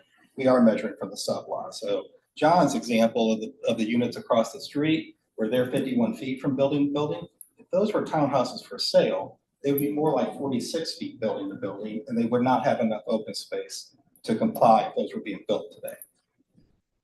These for sale or? These are for sale on the sublots. So our open space cannot go up to the face of building. So it's a lot of dimensions to thread through. I'll also add that the green area is not open space otherwise required by the development. Each unit has enough private open space on their structure to meet ordinance required minimum open space. This is additional open space above and beyond requirements.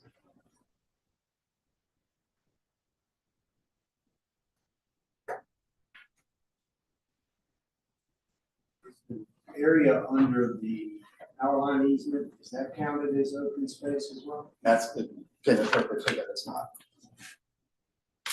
Main reason we're here.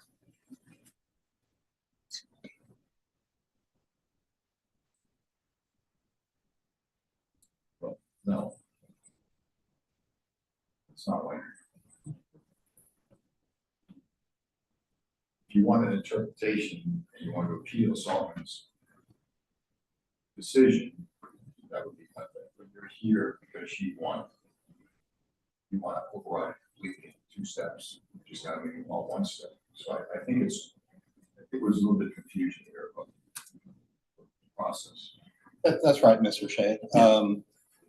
The overriding the interpretation would not solve the problem. So you're right. It would either still at that point be a 2-step process, or we are accepting their interpretation, which it is. I mean, it's where we are, and looking for one action to still get to the same plan.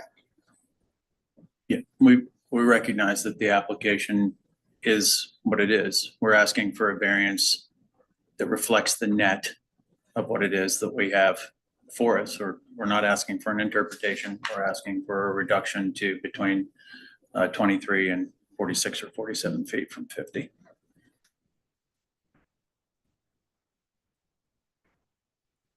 This is my opinion only, but we're here today to say, I want the easement to count as part of the open space. I think I'd be open to listening to that conversation. That was our original request. Staff modified our request and told us that this was our request. Yeah. The reason why we suggested that change to the variance request is because by saying we're requesting a variance to allow the easement area to count, then that's basically the board making an interpretation, whereas Solomon is the one that makes the interpretations, and then you guys decide whether or not to uphold or overturn his interpretation. So that's why we modified the variance request to not include the open space area. Very interesting. Because it's not our job to interpret the ordinance. Correct. Our job is to Ah, evaluate the that's interpretation very that the zoning board does. No more power, Mr. Shaker. Wow. I don't want that power. Wow. Okay, any other questions for the applicants? Or for staff? Thank you, gentlemen, for your presentation. All right. So, Let's have a little chat. all right, So Solomon, help me understand your thinking about the UDO language that says the easement would not be included.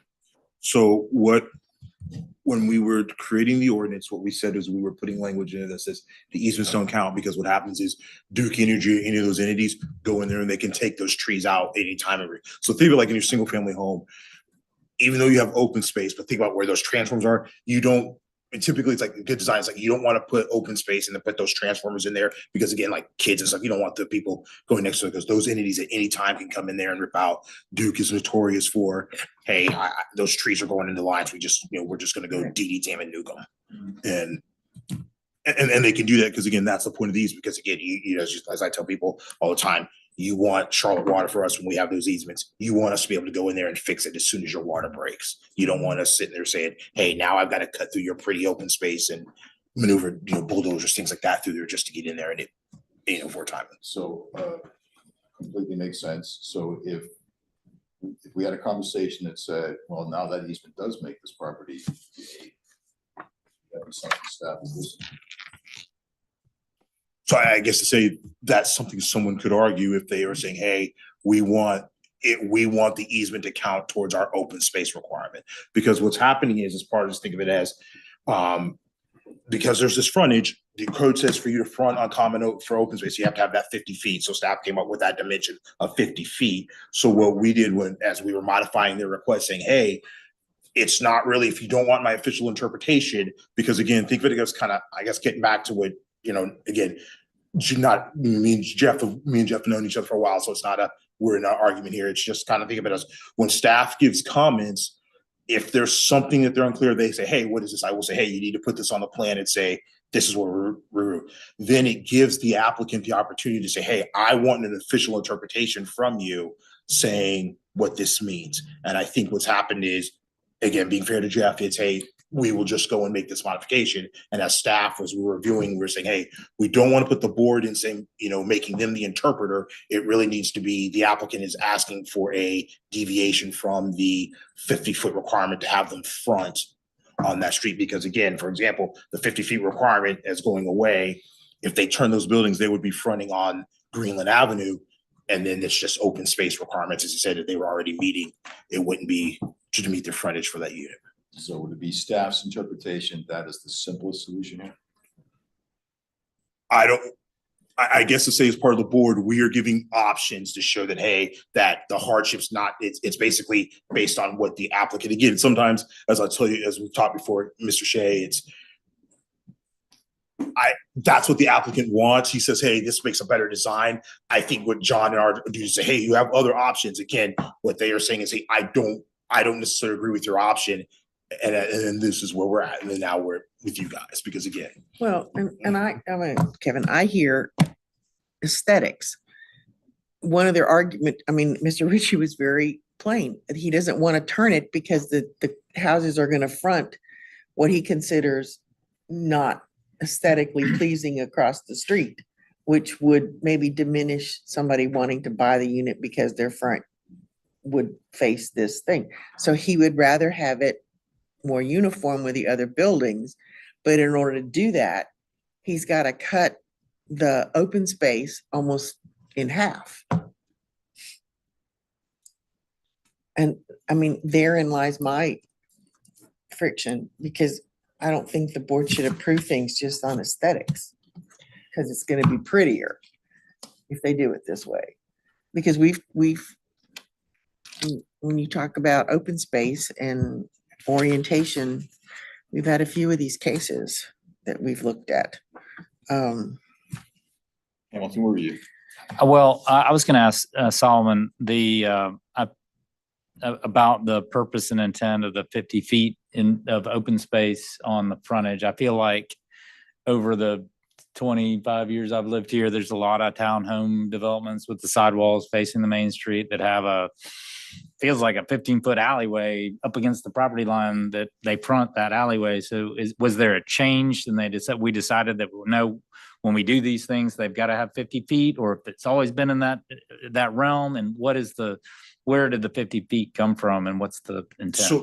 So when we did the UDO, the 50 feet came from staff and sat down with the development community saying, hey, what we want to get buildings so that way, because back in the old code, we were just getting townhome on townhome, and you got this map. And so someone said, hey, we wanted buildings to front the street so they weren't fronting internally, that they were making their own, that they kind of related to the external boundaries of the site. So when we came up with 50 feet, we said, hey, because normally in the previous code, we would say, hey, if we didn't have that 50-foot common open space, they would have to front the street. So they would start losing buildings. But what staff said, hey, you realize, again, world's not perfect, there's not square. You said, hey, we have these requirements. Says, hey, if you're going to front internal, you have to front these buildings on this 50-foot common open space. And that was kind of, hey, 50 feet was kind of just the depth, the number that everybody kind of said, that's reasonable.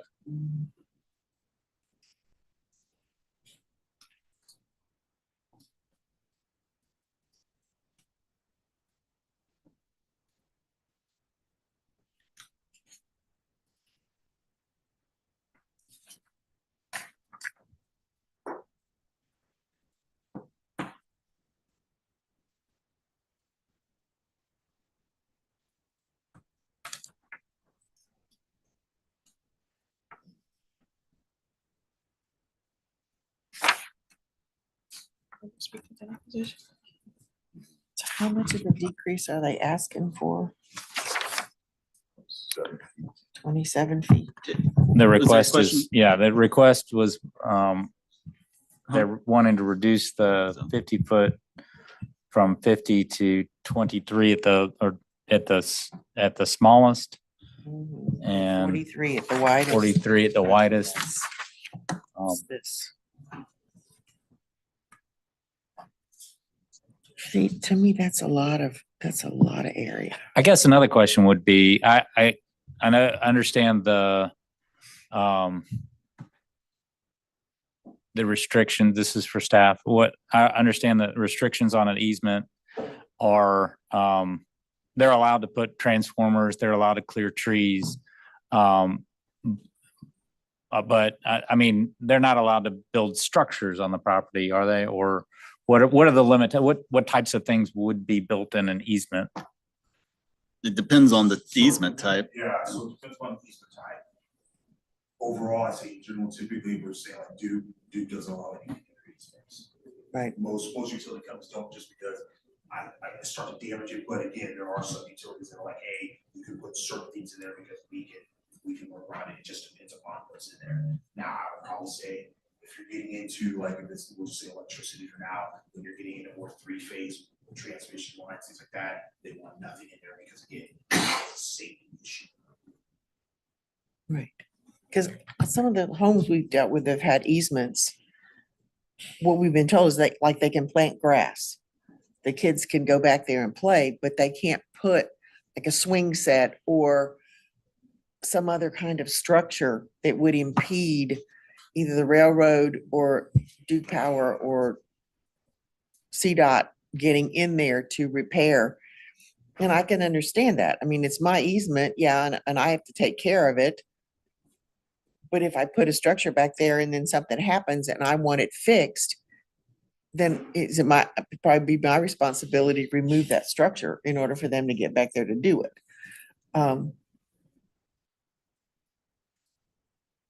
That's why, I mean, easements, for me, easements are very tricky. Because I mean, I learned more about easements since I took that came on this board, I know there's one at the back of my property, but I don't know exactly where it is. Cause people have put fencing back there and all that stuff. Well, but if, I guess they just have to tear it down. Because a lot of people don't know what an easement is. I don't know that maybe they are on site plans now, but when we built our house in 73, I don't remember seeing anything on our deed structure that said there was an easement, but I know there's one back there. Yeah, during our deliberations, I may ask the board about questions about safety. And I can't think of specific questions to ask the staff, but I want to, while we're in the questioning phase, I'm thinking specifically about the super Walmart across the street, and the fact that, creating a site that has hidden spaces or semi-public, semi-private, not safe spaces, forcing them into that. I don't know that one orientation or the other would be better, but I don't know if there are other questions that y'all might have for staff in that line of thinking. John, could you show the common open space per their site plan versus what it should have been? So yeah, it's this. So the blue box would be a common open space that's 50 feet wide.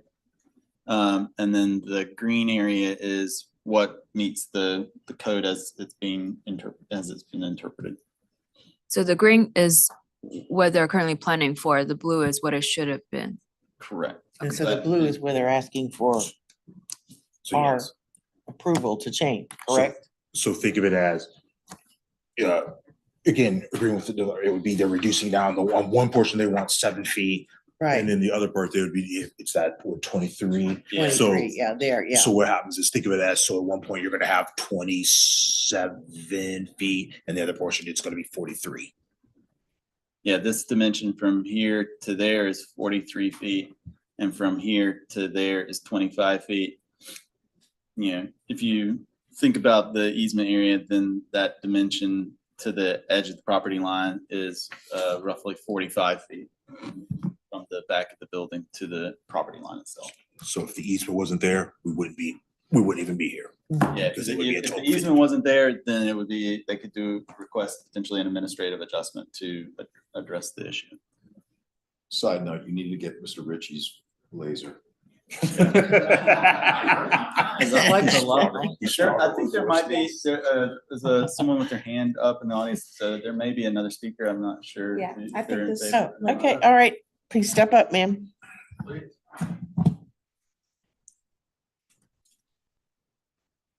If you would please state your name and spell it for the court reporter.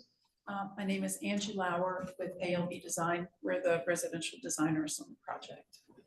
And spell your last name, please. Lauer, Lauer. L-A-U.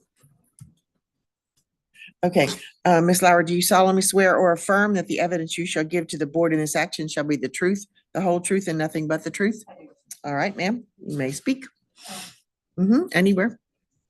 So thank you for hearing us today. We've worked quite a long time on this project to create the best orientation for these structures and these homes. And they aren't just boxes, they are homes that are going to be built. And I just wanted to understand or have you understand that for us, the open space, we've met that open space if it wasn't fronting Greenland. And the open space requirements are met actually within every unit for private open space. So this is common open space. And I just want to understand also from staff, if you take the net area of all the green that is in there, which is considered the common open space, would the net area of the entire space not meet the requirement for this space? Because it is a trapezoid and we're, considering a rectangle of open space.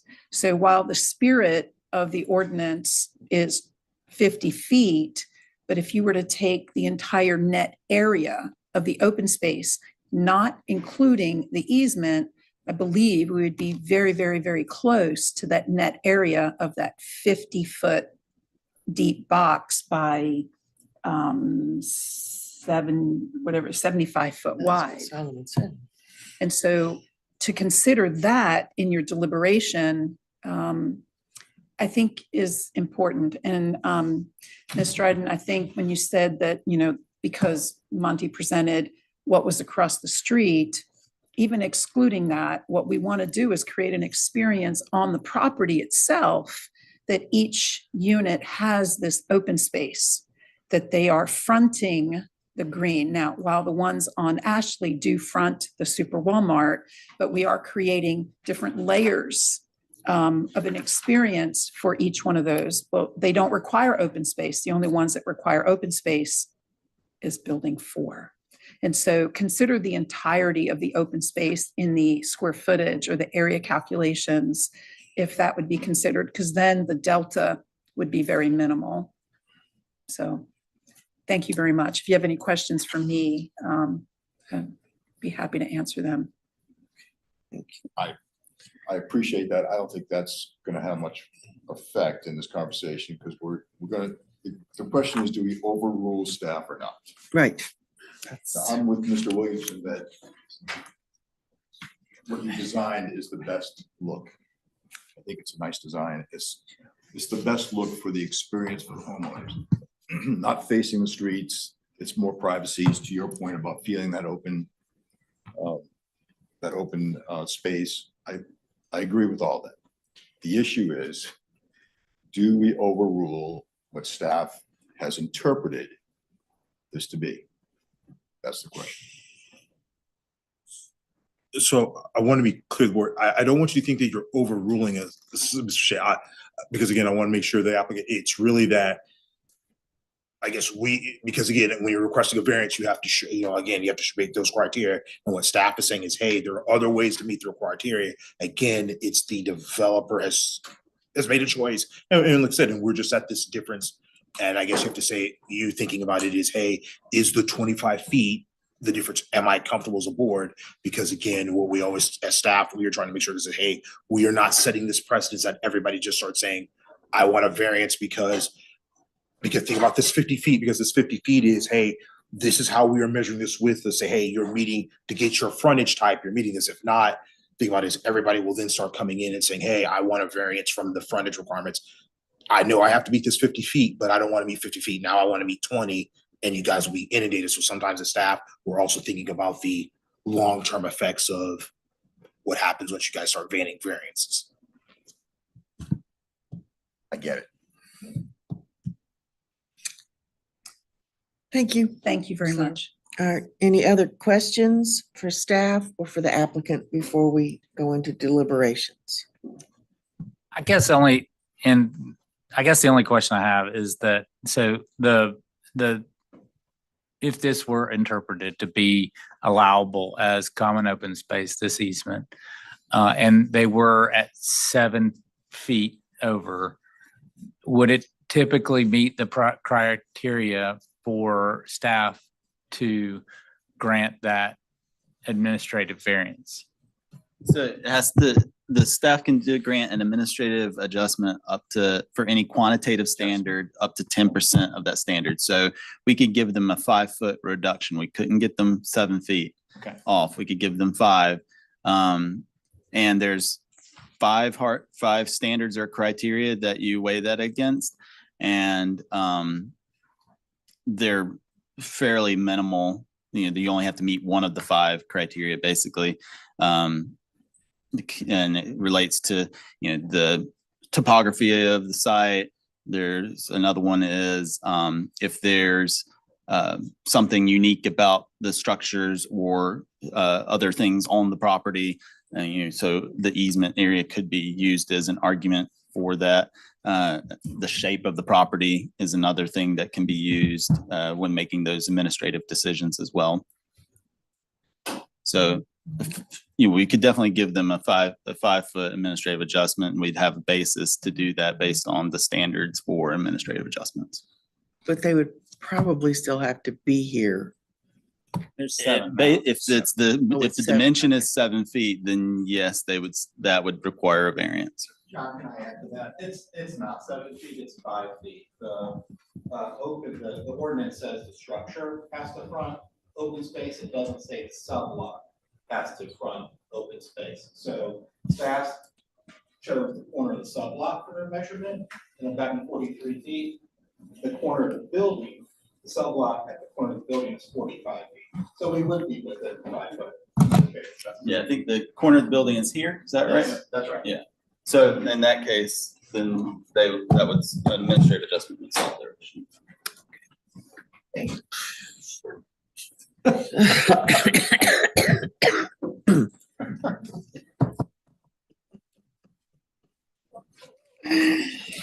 Okay. Any other questions before we go into deliberations? All right. Okay, guys, let's talk. So, I understand the need for buildings to front the street. And I understand that buildings fronting the street result in a safer community overall. Eyes on the street are better than no eyes on the street. I think that the conditions on the property across the street are circumstantial and not necessarily permanent. And I'm not going to personally consider the conditions on the other side of the street in my deliberation. The purpose and intent of the 50 feet does not seem to be a need for area to frolic or just, overall aggregate area. It seems to be a number that's out there to incentivize the proper orientation, which is a townhome that faces the street. So I'm leaning toward the denial of the variance, but welcome to consider my colleagues' considerations as well.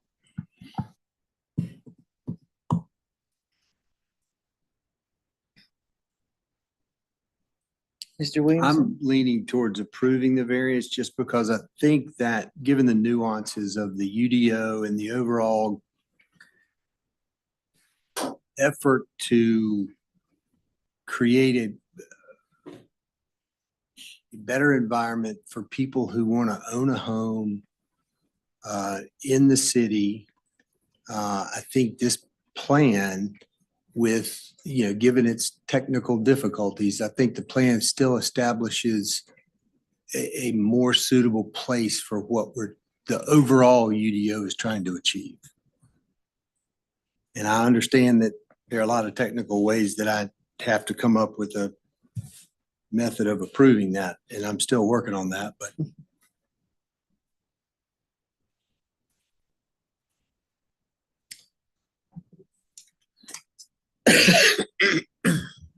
Well, we've been here before, right? We've had Yep. this. Staff has made, where I'm stuck is where staff has made suggestions that would comply and I'm using the wrong word, but have been ignored or whatever you want to use by the applicant.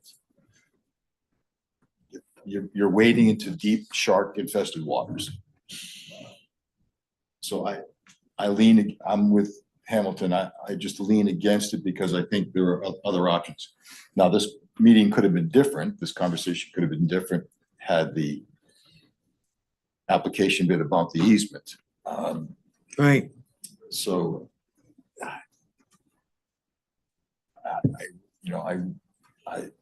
I lean toward, I'm with Hamilton on that one, and I'm very much with Mr. Williamson too, about the fact that it looks good the way it is, and that's the kind of design that is probably the most attractive for the city and is probably what the UDO is after. But it can still be made, like I said, with the options that staff has given them. And yeah, I feel like that's a really bad place to go if we ignore it. Yeah, I don't know. I mean, I personally do not feel like I feel like there's a lot in the UDO that is pushing these units to abut streets and create more walkable environments, and a sidewall facing sidewalks is a problematic. It's really a condition of the way our lots and parcels are divided out, and the geometries have kind of forced that condition. But there's a lot in the UDO that's trying to create more walkable streets and safer streets, and having 4 units abut a street with the front door creates more interaction with that street, and makes it more walkable than an end wall facing that street. So There is a bus stop right there where you're talking about putting the front door of those units. There's a bus stop, and then across the street is a junk car auto sales. And so I know you don't want to take that into account, but it is an issue. But it's not one that fits the criteria. There's nothing in here that says we should take into account what's across the street from what we're doing. Okay, well then how about the bus stop? Well, but some people might find that attractive if there's a bus stop right outside their door that they don't have to walk if they want to take the bus. I mean, I understand that, but you're also looking at higher density in the whole project itself with the kinds of units that they're wanting to put in there is pretty high density. And we don't know all the conditions of the bus stop location. Correct. I mean, we've got an approximation. I know that he said they had gone through that process, but I mean, I just want you to think hard about the standards. The unnecessary hardship will result from the strict application of the regulation. But it doesn't really, because there are other options, maybe not viable options, but we've been here before. Because we've said to the owner, just because you don't want it doesn't mean it should be just discarded. The hardship results from conditions that are peculiar to the property or conditions that are common to the neighborhood, may not be basis for granting the variance. And that's the conditions of the neighborhood. We can't use that as a basis for granting this variance. Is it a result from actions taken by the applicant? It most assuredly is, because they have said this is how they want to orient their building. I'm getting there. Ms. Sun, what do you say? Yeah, I would agree that the current site plan design is more aesthetically pleasing and may enhance the sales value. But based on our criteria of hardship, and that the hardship does not actually result from strict application of the ordinance, they have enough space to reorient the buildings, and that the variance would reduce the required open space by almost 50% does seem substantial. And that it also, the staff also noted that other multifamily development to the east of the site have unit facing Greenland Avenue or has 50 feet wide open spaces. They also satisfied that. I think I would agree with staff on this. Okay. Any other thoughts? Or do I hear a motion? So if these were rental units, No, these are for If purchase. they were, would this plan be okay? I don't know the answer to that. Do any of you? Amy, do you know? Um, If they were rental units? why would this be different? Because Where you measure from? no, it only differs if it's on sublot versus not on sublot. They're multifamily stacked or attached. They are multifamily attached, but on sublots Okay. versus multifamily per se. So there are a lot difference. So I would ask But the Solomon. 50-foot, I don't think would be different.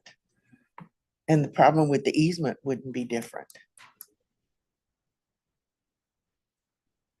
But regardless, based on its current circumstance, I think staff did write correctly. It would definitely reduce the open space by 50%. Right. It's not 5%, it's not 10%, it's 50%. And that other multifamilies near the site are all adhering to the same standards. Of 50%. Right. Of the 50 wide Right. or Or- facing the street. Right. And on the same street, Greenland Avenue.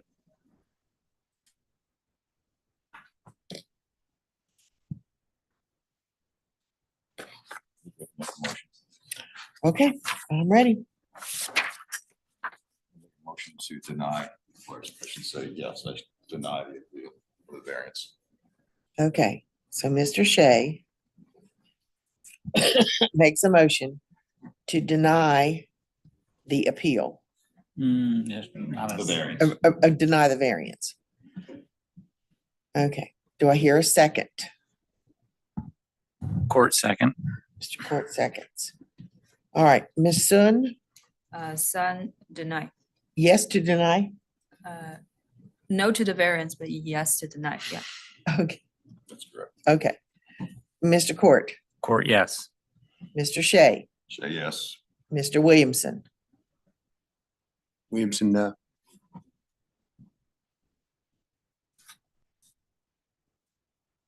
Dryden, yes. So the variance is denied. All right, the finding of facts and conclusions of law, since we have denied the variance and that is what staff recommended, I don't see that we need to make any changes. Do I hear a motion to approve the finding of facts and conclusions of law?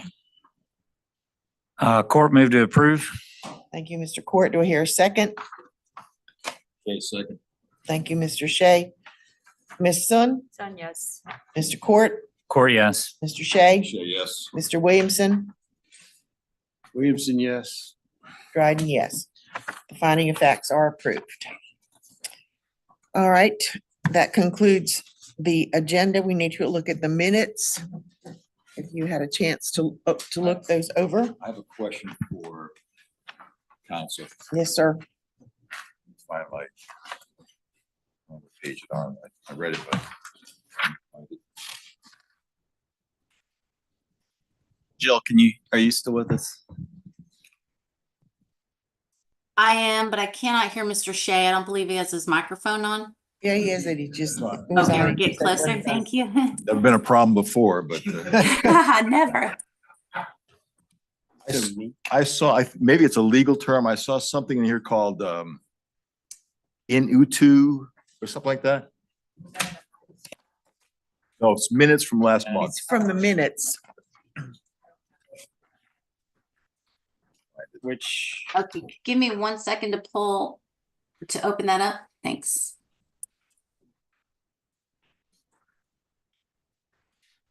He's I not read it sure. online and I'm trying to find it here. I don't know where and what was the term? it's like IETU or something. It was in parentheses. I'll find it. One sec. It's like one of those legal, like a ditto or a et cetera, and it's I an empty. I had like- never seen it before. I didn't know if it was a typo. I didn't look it up online. I think, I mean, I feel like I've seen that in. Does that ring any bells? I mean, you may be Close. right. I'm looking for it. Yeah. Off the top of my head, it doesn't, but. Come on, you lawyer people. Something similar to these words. In C2 or? Yeah, you know, we're all fluent in Latin, right? Right. Yes, that it's somewhere in. The variance case 29.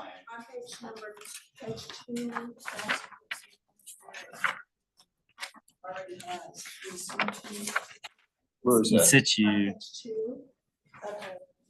Yeah, Oh, in C2, that means it's in the location. And where is it? Which number is it? Page 2, number 1. there it is. In situ disturbance. That's correct. Where is it? Show me. Oh, at the top. That's that would be variance. Andrew.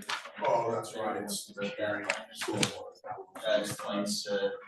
So what does it mean? Explain it to me for those of us Already who in don't speak place? Latin. Yeah, in the location, in Yeah. C2, like in the original location. So it is correct. Well, I still don't see it. It's Line 1, page 2. on the second page, right at the top, under staff supports the request of variance. I was thinking, you said it was in parentheses. The property that's- owner already has in C2 disturbance. Yeah, so existing in the location. Already has existing in the location seating and a path area. Is that what it means? Uh,